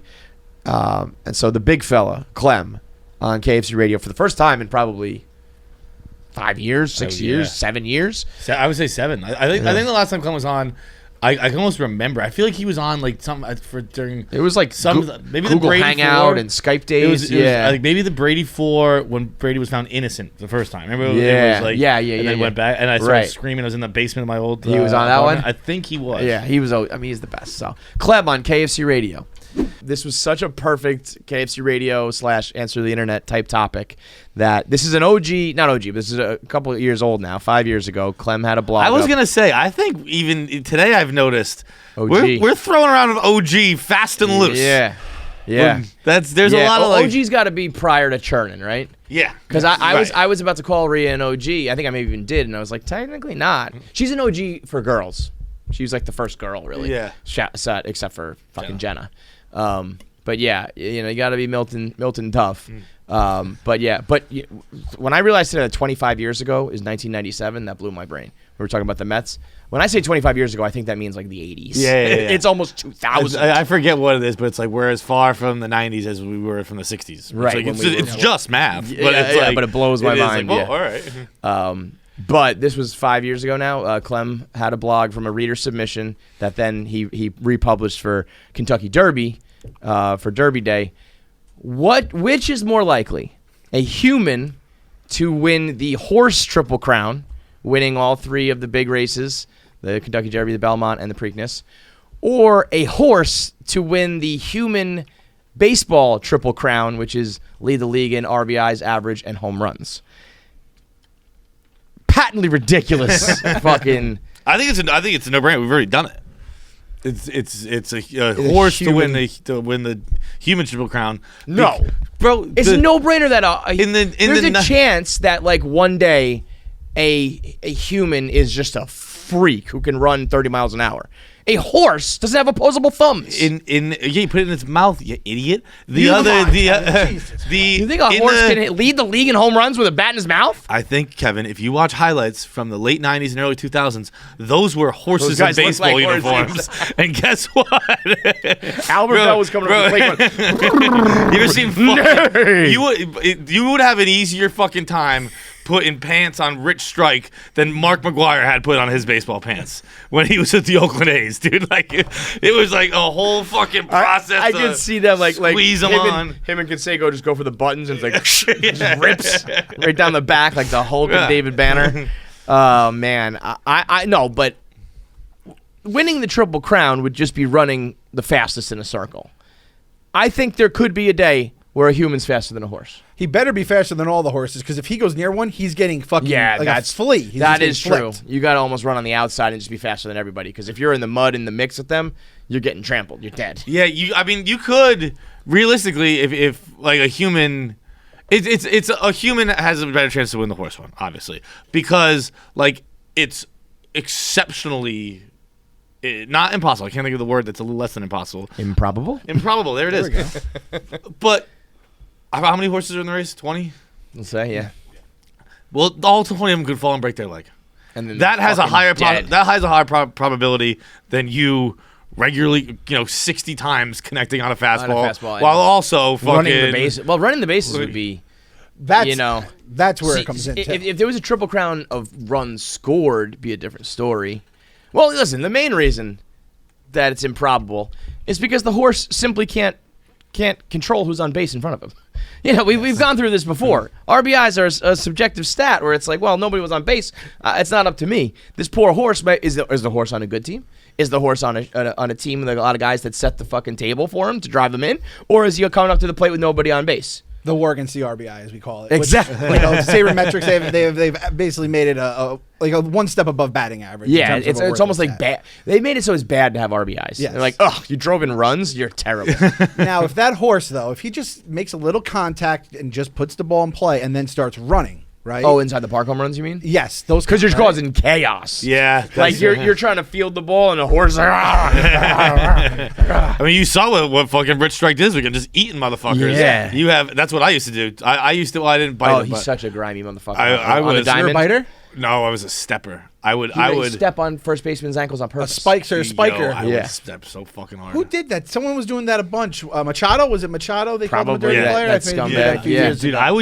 I would do it like not even trying to, like, it wasn't a baseball play. I was just angry. Like this is a simple ground out to short. Like it wasn't like I Just wasn't mad that you failed, I was like- just mad that I Yeah. got thrown out. And Like it you was just stomping. just taking it to the point where my own coach was like, "You need to knock that shit." It was like players all the time just be like, "Ah," and I'd always think it was an accident. I was like, "Dude, Nope. It's our 4th time playing this season. It's my 6th time stepping on you." And what do you do as a father and you just are like volunteering because you want to watch it and you're like, I have this fucking prick John that keeps stepping on the For first real. baseman's foot. Though. How do you handle that? I'm gonna have a problem with that in general when my kids are going through shit where I'm gonna offer to be like, do you want me to like I'll fucking ruin his life on the internet for you, but you can't step in and ruin. You can't be that dad where the kid is like, oh, you run to your dad for your help. It's like if someone's spiking you, we'll like leak his nudes, bro. I think if a horse could somehow bat. His strike zone is non-existent. Well, what about this? Well, a strike this zone doesn't. He'll have an OPS in Bonds. Well, wait a minute. He's getting hit a lot. We're assuming that a horse stands on all fours, right? But maybe Yes. when he bats, he like pops up for a Kevin, he's holding the bat in his mouth. Why do we keep forgetting this? I'm just thinking of something where he's got his hooves wrapped around it, and he just pops up for a second, and then can.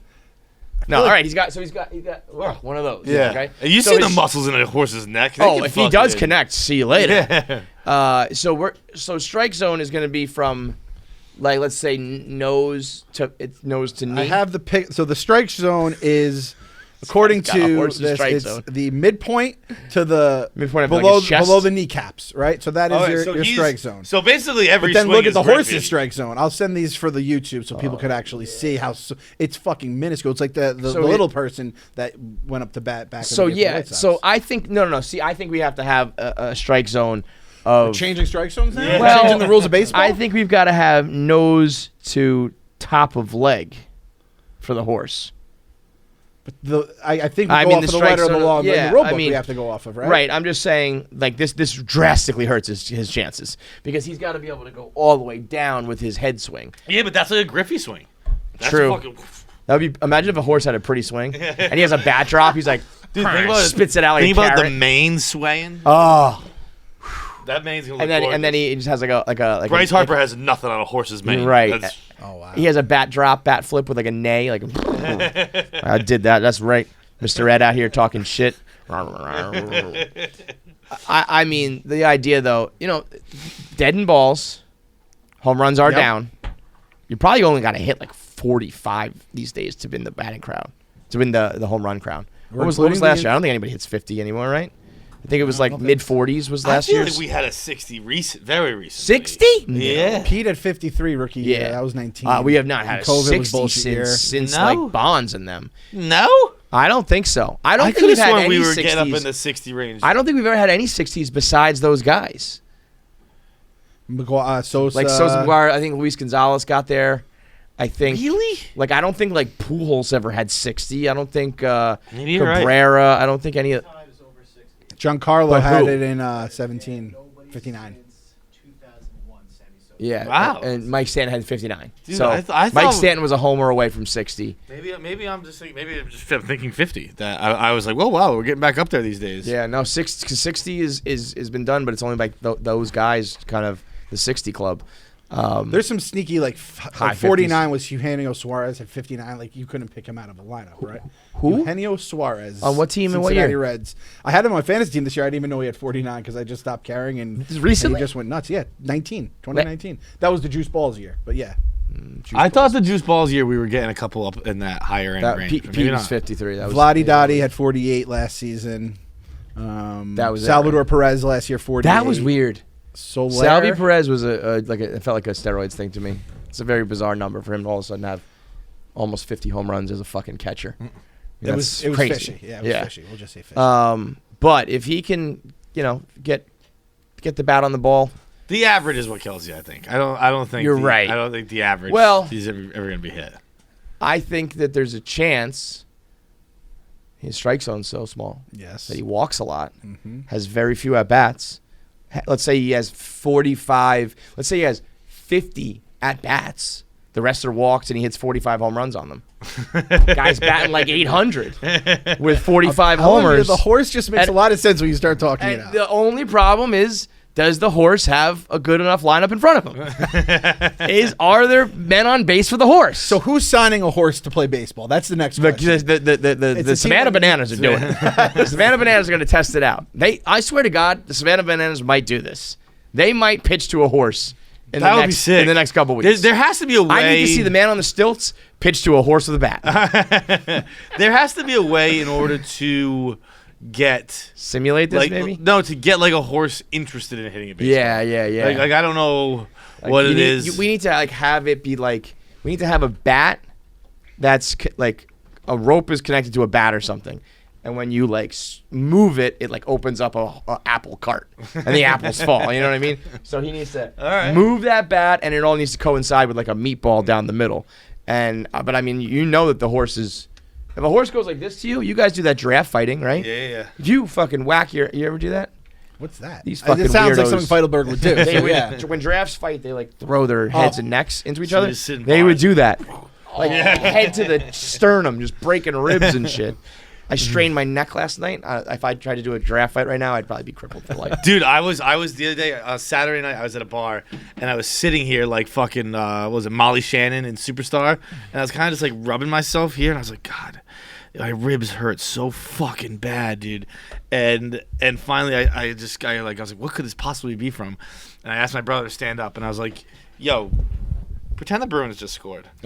And he Hugging, slapping. He gave me a hug. Yeah. I have bruises now. It's That's turned to bruises. amazing. It's because we were at the game Friday night, and I just have such bad. That's like, fucking got hit so many times hilarious. celebrating goals. Yeah, that's a good sign, bro. Yeah. That's a good sign. That's a good sign. I want my ribs to hurt too for my team. The Savannah Bananas, by the way, they're you amazing. said that. I looked at the case for the horse, and I just put like a GIF, and it's a guy riding a horse, and it's a Savannah Banana. So they might already have a horse in the mix. In the game? Like, I don't think he's like the guy's riding the horse. Right. So I could definitely, and again, like Bob Baffert, isn't he kicked out of horse racing for now? I think from like Yep. the steroids. Yep. If he gets into baseball, like Uncle Stevie brings him in, it's like if you could train a horse to win the Derby, you could train a horse to win the Triple Crown. Wait a minute. Hang on. We're looking at this all wrong. Horse racing is about the horse, but a jockey rides him. That's true. What about if a baseball horse is playing baseball? He gets a person on his back, Yeah. so he gets to swing I think it might from be the harder. horse. It might be harder, but I'm thinking if there's a way where you can utilize his strength or something inside the park home runs. So what you need is a slap singles hitter who can hit from a horse's back. Yeah. And then you're getting you're not throwing that horse out ever. I mean, those people who can do that stuff, like the archers on the back of horses, like Yeah. there are people who have the ability to Absolutely do that shit on the back of a horse. And you got to still pitch from my like strike zone. Yep. Oh, it's up here though, so that's gonna be hard for you. yeah, you don't So get my, the kids so with a my curveball average up is through there the roof because you're not gonna get walked a lot. Once you hit the ball in play, as long as you don't get a force out at first, nobody's tagging me and my horse because we are coming down the base path. We are coming on, and it's just like I'm gonna try to tag you. Nope, and we're just going inside the park home runs. You'll get easy 60 home runs based on that. And if a jockey gets to ride a horse and that's the horse winning, then a baseball player gets to ride the horse to win baseball. I think that's And a again, very sound argument. So it all comes down to if he has runners on base. Are there ducks on the pond for the horse? That would be an electric play at the plate. Just watching a catcher Oh my get God, smoked by a imagine. horse. You're trying to just like Just reach be up a and murder, tag the but- guy on horseback. Can you imagine being like, oh, we got the Mariners next series? It's like, well, how are they looking? It's like, well, they lost like their entire infield because they played the horse team last series. The horse team. Yeah, well, he got trampled to death by a horse. So they called up some minor leaguer to start. Why? Because a horse trampled their team to death. All right, so tweet at us. Let us know how you think a horse would play baseball. We didn't really talk much. I mean, you got to be like the Flash, right? And you get to wear a baseball helmet, right? Because we're giving them Yep. the guy in the back. So you right. get to wear So baseball you could gear wear a helmet on the. as the horses are coming down Yeah. trying to kill you. What? How fast do horses run? Like 20 something miles an hour? Fuck no, dude. 35, I would say 40s. 40. Yeah, maybe even faster. Yeah, no, because people out there like fastest that's- run like 21 or LaDainian 24. Tomlinson ran like 38, I think. So no, No. Really? maybe 28. I forget. But 55 miles an hour. They can top out yeah, at. So So we're going to need a human to run like 60 miles an hour one day. I looked it up too. It can happen. You have the Derby, the Preakness, and the Belmont. It goes from a mile and 3/16 to a mile and a half. The winner at the Belmont, which is the longest one that year, was 2 minutes and 30 seconds. You do the math, bro. So that's okay. So it's a mile and a half. It took two and a half minutes, right? The record for a human running just 1 mile is 3:43. Oh wow. So you have to then get another half a mile and shave another, minute and 15 seconds off of it. And if I remember these little pictures where it have all the different, like how fast animals are. Usain Bolt is at like the very, furthest of the very human. end. He's still, the horse is in the middle of the graphic ahead of him. Like Usain Bolt gets dusted. It's funny that horses and humans are the closest. It's horses, and then looks like we got a cheetah.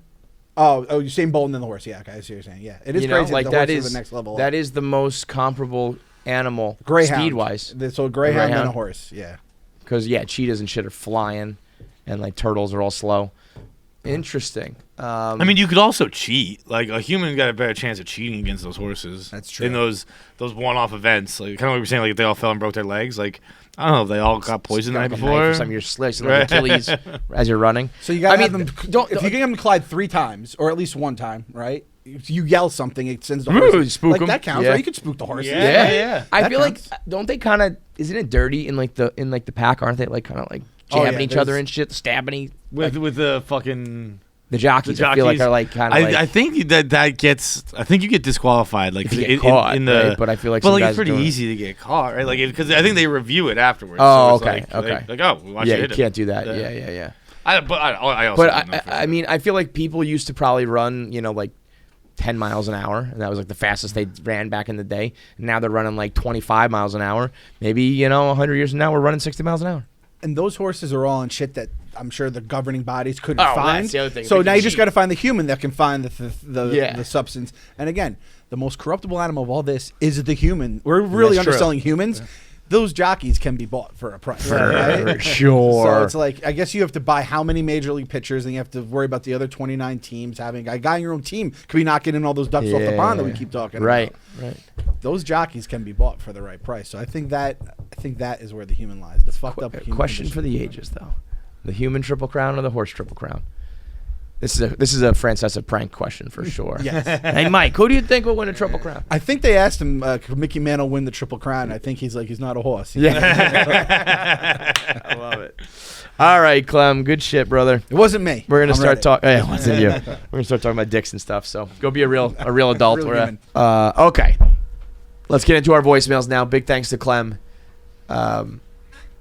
We went deep on that one, man. We had horses with bats. And the Savannah Bananas. Savannah Bananas got to make this happen. Then we can get a final answer. But let's do our voicemails. What do we got? Hey, KFC radio crew, what's going on? Just want to let you know I did my part. I bought 2 tickets to the Philly live Let's show. go! So I'll see you on Thursday night. So I'm listening to the episode where you guys are talking about how people live in funeral homes and they're nuts for doing it. There's this girl that I went to middle school with, and then we went to different high schools or whatever. But she would throw parties at her house, which was a funeral home. And the first time we went there, I asked her, my buddy and I walk in with a case of beer, and we walk in and we're trying to where can we put our beer, keep it cold? And she's like, you can just put it right here in the walk-in. And she opens the door, and there's this dude just sitting there, cut up, autopsy, being embalmed, just laying on the table. And she's like, you don't have to put it in here. And we just looked at each other and said, fuck it. And we just put through our 30 of Bud Light, just sitting in there with a dead guy on the table. And that night, get all banged up, whatever, just dumb high school kids. And we have pictures of us laying in the coffins, all sorts of stuff.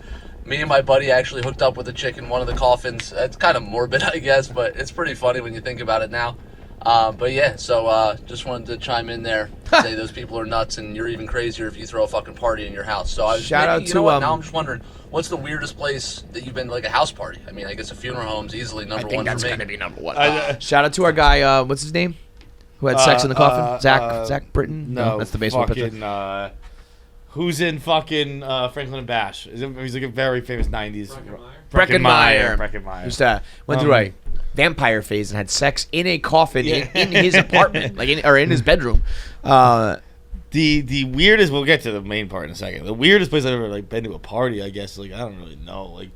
I don't know. We've done woods, done an abandoned house. I think that's very funny that everybody has woods parties. Yeah. And Well, it's just like there's no way you can get caught. We used to do the fucking a golf course, the Fall River Country Club. I forget what hole it was, but like we were out on the green. you could fucking because it was a golf course, so you can see the cops coming from a literal mile away. Yeah, we used to go on a golf course that was technically, I believe, over the border to the Bronx. And so our cops were like, no, it was like going to the border of Mexico. Yeah. They like didn't have jurisdiction, but I think also sometimes they just said fuck it and they ran in there and flushed us out. I was like, I think they were kind of like, this is not Mexico, guys. Like Yeah. we can I was get gonna you. say, I think jurisdiction, dude. There was one time where I was like driving home. I was speeding. I was like, whatever. If I get, I was flying down. It was 24 and like Portsmouth, Tiverton. But if area. I make it to the next town, And I'm I was okay. Like, it's like state. Because it's like But right. maybe. Yeah, like I was like, I don't know. Like if I. But I don't think if for, they like- started pulling me over and I just fucking gun it to cross into Massachusetts, it's gonna be like, well, we caught you on Rhode Island. Like, can you give me a ticket to Massachusetts? I was watching, what's that show, Lovecraft Country? Lovecraft? Yeah. I think it was that one.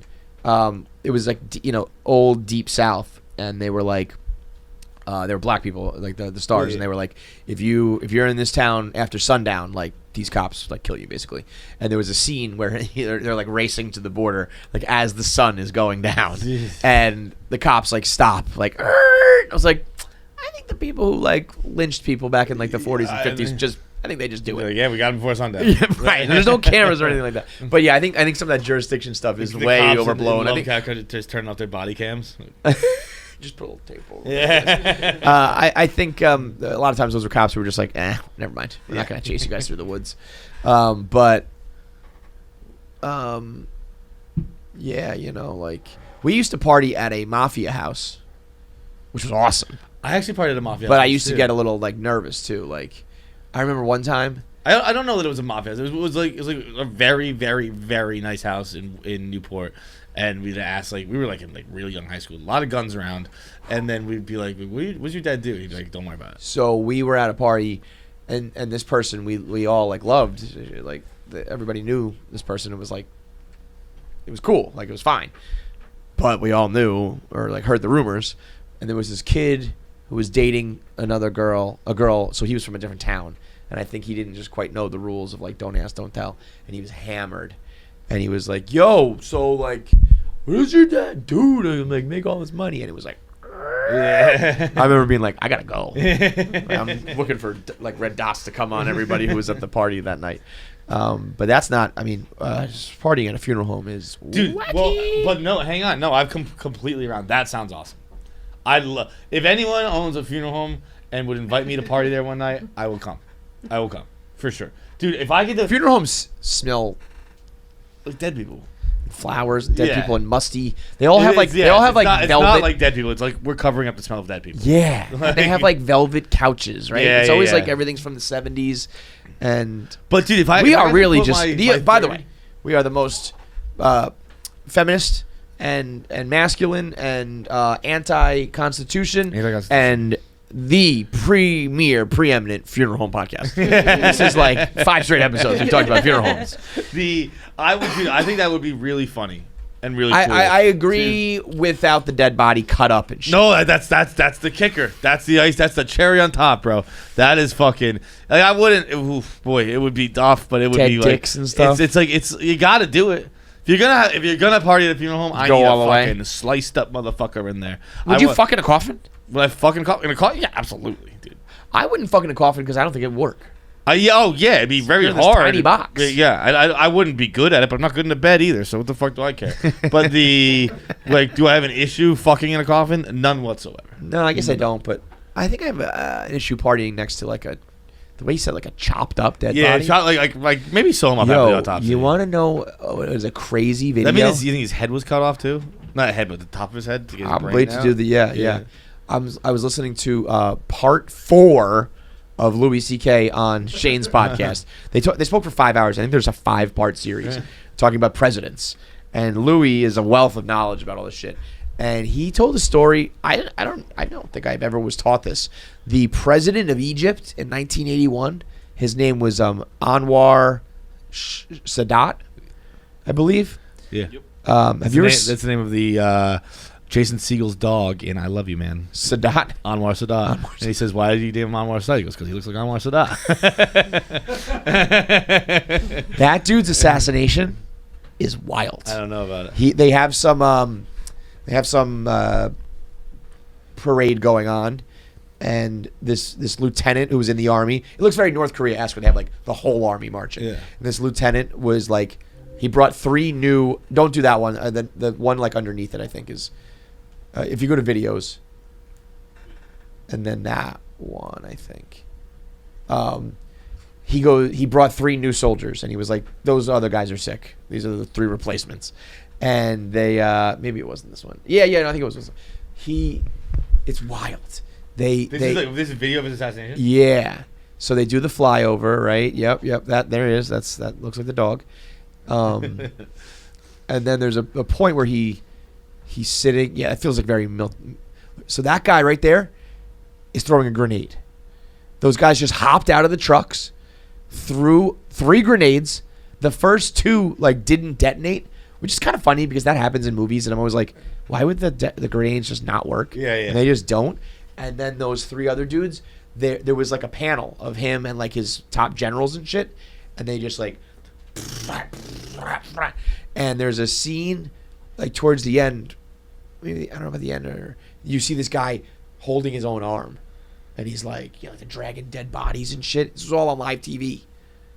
Louis said he remembered watching it as like a kid. They broke in and they were like, this footage might be disturbing. And it's like, you fucking think? But there was, go back to like towards the middle of that one. You see this guy just like with the shreds of his skin. Like that's what Louis was describing. He was like, this guy had like, like strings of, and I was like, really? And then like they fucking did.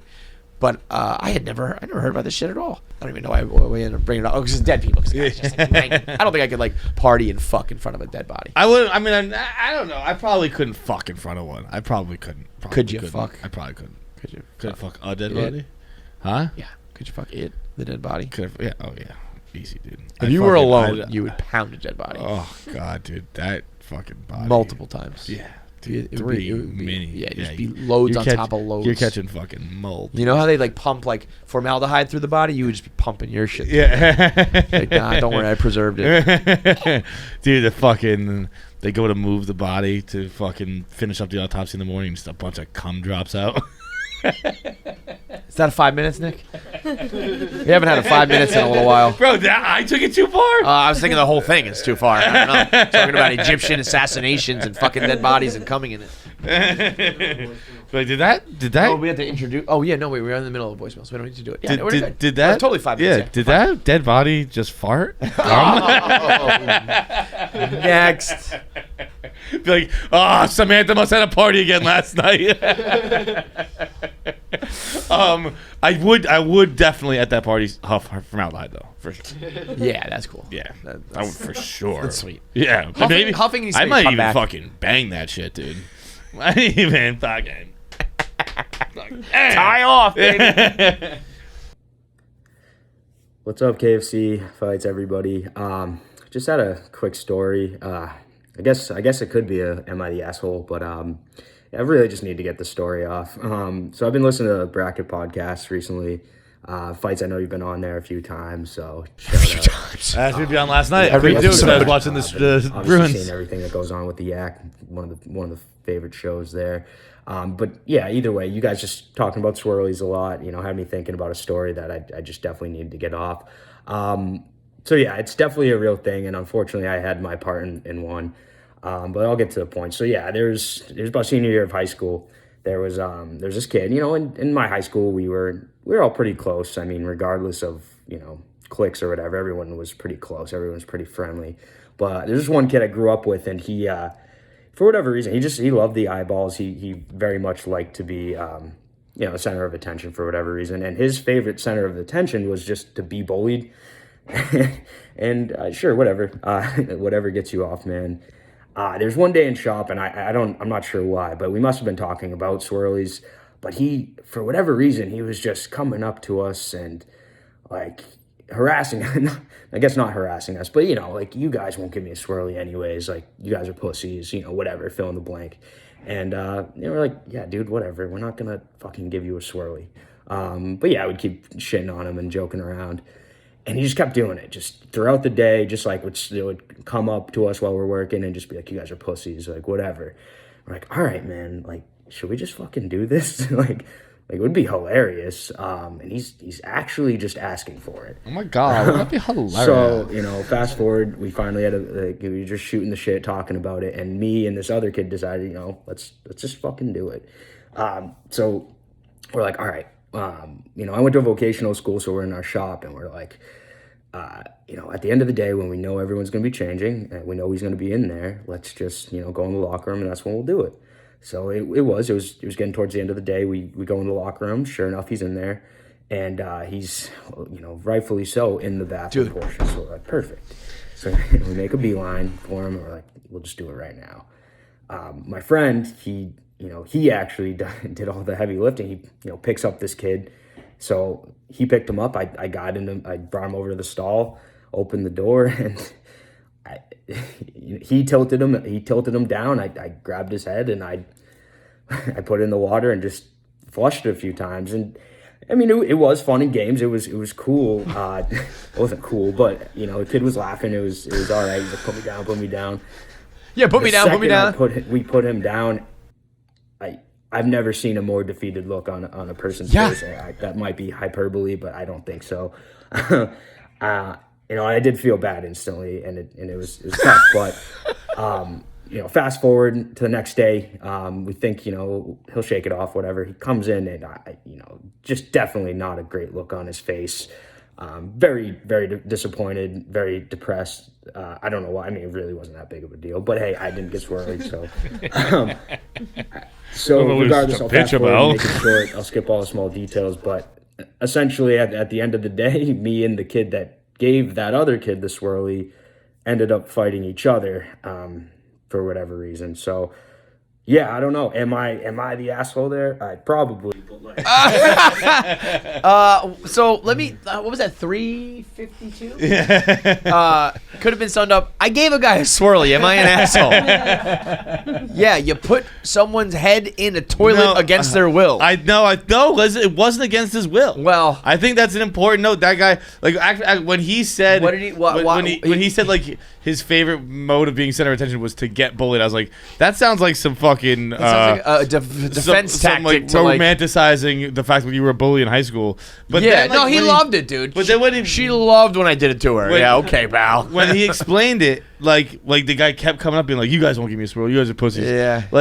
I mean, dude, I don't know. Maybe I just never knew. What I see is the early stages of a cuck. I think that dude is walking around school. You won't fuck my girlfriend. Like when he gets older, not walking around school. Yeah. When he gets older, and he finally, what he's doing is he's feeling it out right there. He's not out of the closet yet as a fucking pervert. But that dude's gonna be 36 maybe, threatening his boss, being like, "You won't fuck my wife. Yeah. you won't fucking tie up in the corner, put lipstick on me, and fuck my wife." How great is the internet for people like that? Like back in the day, that's what you had to do. You had to go to a party and be like, isn't it crazy that some people like to jerk off to their wife getting fucked by guys with big black dick? And diggers? And anybody? And now you can just go find that on the internet and get your kink off. Yeah. It is. I also, though, sometimes you got to protect people from themselves. And it's like, we're not gonna put your head in the toilet. Yeah, you keep annoying me, but all right, fine, I'll put your head in the toilet. I'll do it. All right, I'm fucking doing it. But I can see I like just like his look at it, being like, that wasn't fun. Yeah. I kind of want to give someone a swirly now. Jackie, shut up. That wasn't where I thought it was going to be. Water dripping down his face. I didn't like that at all. Totally regret this. Totally regret it. Dude, you saying something about the internet was it was funny. I definitely heard pieces of this from someone somewhere, and I don't know if it was a comedian or what. This is gonna get dark. Just so you know. Oh boy. Someone was telling me about little Serbian people who have diseases where they just always look like a child, and they get adopted, And Wait, then say again? They're like adults. They're like full grown adults. Who Uh-huh. but they look like they're exceptionally childlike. Yeah. And then like American families adopt Yeah, them. yeah, and, like, raise, yes, like, yes. psychotic. Right, fucking thing. right, Maybe right. Oz has even told us about this before. I think it's specifically there's one like story that we like knew about, but I think it is. I think it's not super regular, but No, it happens often yeah, enough. right. So I was listening to this and I had an idea, and I've heard bases of the idea in other places. But what if these people, these adults, did legal child porn? Did legal? I don't think there is legal child porn. Well, but they're adults. Oh, right, they right, look right, like children. right. So, because Yeah. guess what? We're not gonna stop pedophilia. Well, so that's so what might as well I- have people who look like kids consent and be like, hey, why don't you guys watch this? What so about- we don't have fucking kids get abused? Sounds like you want some child porn, brother. That's not at all what I want. That's not at all what I want. a guy who wants child I'm porn a would guy. say. I'm a solutions That's guy. what a guy who wants child porn would say. I actually. What if we just could manufacture some cool child porn? They're actually. No, but I don't what about watch sex barely. dolls? I don't like fucking barely 18 stuff. Fucking pigtails. Don't like them. Fucking Yeah, braces. Braces. Yeah, Ugh. lollipop 'Cause and when they're shit, it's trying like, to make it kiddish, not for me. But what about if they did? But it is for other people, and they fucking abuse people to get it. What about sex dolls? If they just made them like kids, and pedophiles could just buy sex dolls. And Maybe fuck those. that's what I heard. Maybe someone had an idea like that. I forget, but It was me. Was it you? Clearly, I mean, I got it up here. But it's like just, if you put them all on an island, they can fuck dolls. Yeah, and they have to promise not to fuck the real kids. If you That's a big part of the deal. You buy it, you sign on the dotted line. It also says, "I won't fuck any real kids. I'll just fuck this fake kid." You come out and you have, but like that also. That's solution. But I feel like that Solutions I feel guy. Like that would be. I feel like that's part. gateway? I think that's just a turn off because like it's not a real. Not a real thing. But if you on the video, you're like, look at this real kid, but it's actually a Serbian 40-year-old. Like that's. Imagine that at the end, though, they That's- tell you, by the way, hold up your ID and it's 40. You're like, Guess God what, damn it, pervert, that was an adult. you just jerked onto someone over 18, you creep. All right, last one. What's up, KFC Fights and everybody else in there? So, Yeah, that guy talked for 10 minutes. I'm sitting here watching the Mets game against the Nats. Fuck the Yankees, Kyle. And Fucking Kyle, fucking asshole. I made myself a very dang quesadilla, and I'm sitting there eating the leftovers like with my hands, and I'm thinking, why don't we just do that? I kind of like that, eating with my hands. Feels right. And I'm just wondering, what's another kind of cultural thing that another country or another culture does that you wish we did? Because a lot of other countries eat with their hands. We don't do that here. First of all, I gotta you say, eat quesadillas with your hands. yeah, I think he's just getting like the fucking Yeah, the meat mess and- of it all and all that. Yeah. Which I don't care for that. I'm a fork and knife guy. No, you know? that's not because like if the whole world did that, if all of a sudden we decided you can eat with your hands, you're allowed to, I would still use a fork and knife. Yeah, It's fucking I'd weird. be like, because then guess what? I don't wash my hands before I eat. Right. I use a fork. I don't wash have it. to. Doesn't matter. I don't care in But- general. But I do eat with my hands and I don't wash. I don't fucking care. well, that was sometimes I'm just eating a sandwich. I don't wash my hands before that either. And we were talking about that. Someone said something like, someone fell on the ground and someone ate it. And they're just like, maybe I was watching something. I forget where I hear things. But Who cares? it was Fucking cares. they're like literally no one's ever died of eating food off the floor. Died? Yeah. Yeah, like so there's nothing that's gonna happen. Who cares? I mean, again, we you talk about standards. Like we regularly go out and seek people to put our tongues in their asses on purpose, and we are hungry for it, and we celebrate it. But my bagel touched the ground for a second. You're gonna shame me? Fuck you. Suck an ass. Suck an asshole. Other things that I wish we could do. Like what manners are stupid? I mean, I wish we would all just be honest about washing our hands after we pee. No one's ever doing that. We know how that goes. Everyone's like, "You're a barbarian." It's like, "You're a fucking liar." I'll tell you what one I don't want is how the Asian people and Indian people shit in the holes. That's weird. I like having a seat. I don't have the balance. I like for having that. a chair. Yeah. I don't have the Yeah. balance to shit in a hole. That's crazy. I have to shit in a hole. I'm gonna be covered in shit. What I'm do falling in that people? hole. What do drunk people do? They can do the squat drunk. I guess so. I'm falling in that hole. Yeah, I'm dude, falling in that hole. 100% falling in that hole. I guess I don't even know enough about what other cultures do. I know. I I was gonna say, don't. we're think- uncultured, I so- don't think a lot of cultures eat with their hands. I don't No, think that's that's a right- weird like, thing, That's, yeah. I think Along Came Polly. They go to an Indian restaurant where they do. I don't know how fucking historically accurate Yeah, that but, was. like, there's also just But- some foods you do eat with your hands. So Right. it's like, Like- oh, you eat your burger with your hands? You eat your pizza with your hands? You eat your sandwich with your hands? Like, all the things I eat with my hands. I rarely use fucking silverware at this point. Give me a break. Kevin's fistful in bowls of cereal. Yeah, I really don't know. I don't know. Tweet at us I'd if you like got more any. like I'd like more festivals. I don't think we have a lot of festivals. I don't know, man. I don't know. Let's go to voice. Let's go to the fucking interview. Joe List on the show. Very funny comedian.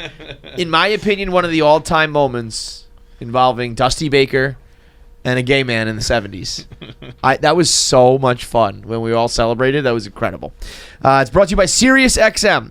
Listen to the SiriusXM app at home or anywhere you are. No car required. Stream it on your phone, online, or at home. Over 425 channels are on the SiriusXM app. Enjoy ad-free music channels for every genre and artist-dedicated channels. Catch live play-by-play of games from every major sports league and 24/7 sports talk from the biggest names in sports. Stay informed on world-class news from every angle and hear the brightest stars in entertainment with original talk and exclusive comedy on the SiriusXM app. All of the comedy right now is awesome. You can catch like some of the old school stand-up specials as well as all the new cutting edge on all the comedy channels. You can also get what was my favorite? It was Channel 9 at 90s at 9 or whatever. You just got like all the 90s music all the time. It was great. Subscribe now. Get your first 3 months for free of the SiriusXM app. Visit SiriusXM.com/KFC Radio offer to sign up. Offer details apply. I thought the high five was a guy that had HIV. Really? You never heard that? No. No, look it up. Seriously. No, it really is. Why? Was it because he had HIV or that was just No, it's just like a crazy ironic. Look up high five inventor. It's not Dusty Baker. It's I forget the guy's name. I think the high five is specifically what we're talking about. Yes. Because Dusty was like, I invented the high there was five. the They did the slap, low but five. I did the high five. Look up the high five. I can't believe you don't know this story. Is it just because it's high and then V, like Roman numeral? Well, that's 5? what's so ironic about it. Yeah. It's one of those things like the guy that invented the toilet's name is Crapper, I believe. Really? Yeah. These are all things Look it up, yeah. baby. The guy. Joe I think List has got it. They got the material. I think it's Crapper invented the toilet. Yeah. Yes. Yeah. Okay. Now look up high five. The Wait, guy so he is that why? died of Is that HIV. why the toilet's called the crapper? Well, some I don't people know. probably are saying that. Other people are probably saying it's where you fucking crap. Yeah. Or did you call it the crapper and then we started calling shit crap? Boy, I don't know. Wait, now we're getting who deep invented here. the word crap for shit? Because it's a chicken or the egg. But then you get really deep. You're like, who decided it meant shit and language in Yeah. general Language and is wild. hieroglyphics? I don't get That's it. why Shakespeare is crazy. He's credited with like 40% of the fucking language. Yes, he's very good. I've read articles. From what I understand, he I've read the Cliff. Did you say Cliff Notes today? Cliff Notes. Yes. Oh, I remember Cliff Notes. That's Yeah, what I I've love read Cliff of his. Notes. I've not read the Shakespearean English. Yeah, I know a little bit about him. He married Anne Hathaway, the original Anne Hathaway. You That was his wife's wealth of name. knowledge, huh? Yeah. What? His wife's name What do you was think Anne the Hathaway. stupidest thing you know is? Might be Anne Hathaway. Anne Hathaway, the original Anne Hathaway. I want to married get this Shakespeare. HIV because the HIV high five thing sounds so insane. I sound like a bad person. It is showing up that there was a gay outfielder on the Angels, and Dusty Baker's involved with it a little bit. Okay. Dive it in. I read slow as shit, so this might be a while. Okay. All right. The all that going back and forth with the words and stuff reminded me that I don't know if it was you who said it, but just that the brain named itself. The Earth. Oh no, yeah. The brain did name itself, which is a weird thing to think of. Wait, what? The brain named itself. Because you were thinking, yeah, Someone somebody was was using- using. Yeah, was yeah. doing- But we don't know who invented the word Earth. We don't know who named this planet Interesting. Earth. I think it was Dusty Baker. I'm not sure. By the way, just so you don't go ahead and get yourself canceled, I think it was just a gay guy, not someone with AIDS. I'm telling you, look further. A gay outfielder We're all is gonna be on our credited with phones. inventing the greeter, the inventor of the greeting. It's been called a defiant symbol of gay pride. The 5-5 is a greeting in locker room sports. It would be funny if a gay Look guy up how he invented the high died. five. I just did. He died of AIDS-related causes. I got a career for a little while longer. Woo! Woo! I like how he just, it was like, wow. In my head, I was just that like, guy did die of it. pretty sure all gays had AIDS. Hello? No, he specifically that was one of my had favorite HIV. moments ever on this show. High five! He's dead of AIDS! Boy, a close one there. We almost did something fucking distasteful. Wow. No, we did it. But that's crazy, right? Make sure you subscribe to KFC Radio on YouTube to get all the video content. Subscribe, comment, like, and make sure you turn on the bell notifications so you know whenever new video content drops. I want to say something, but the video has to be fast, so that's it.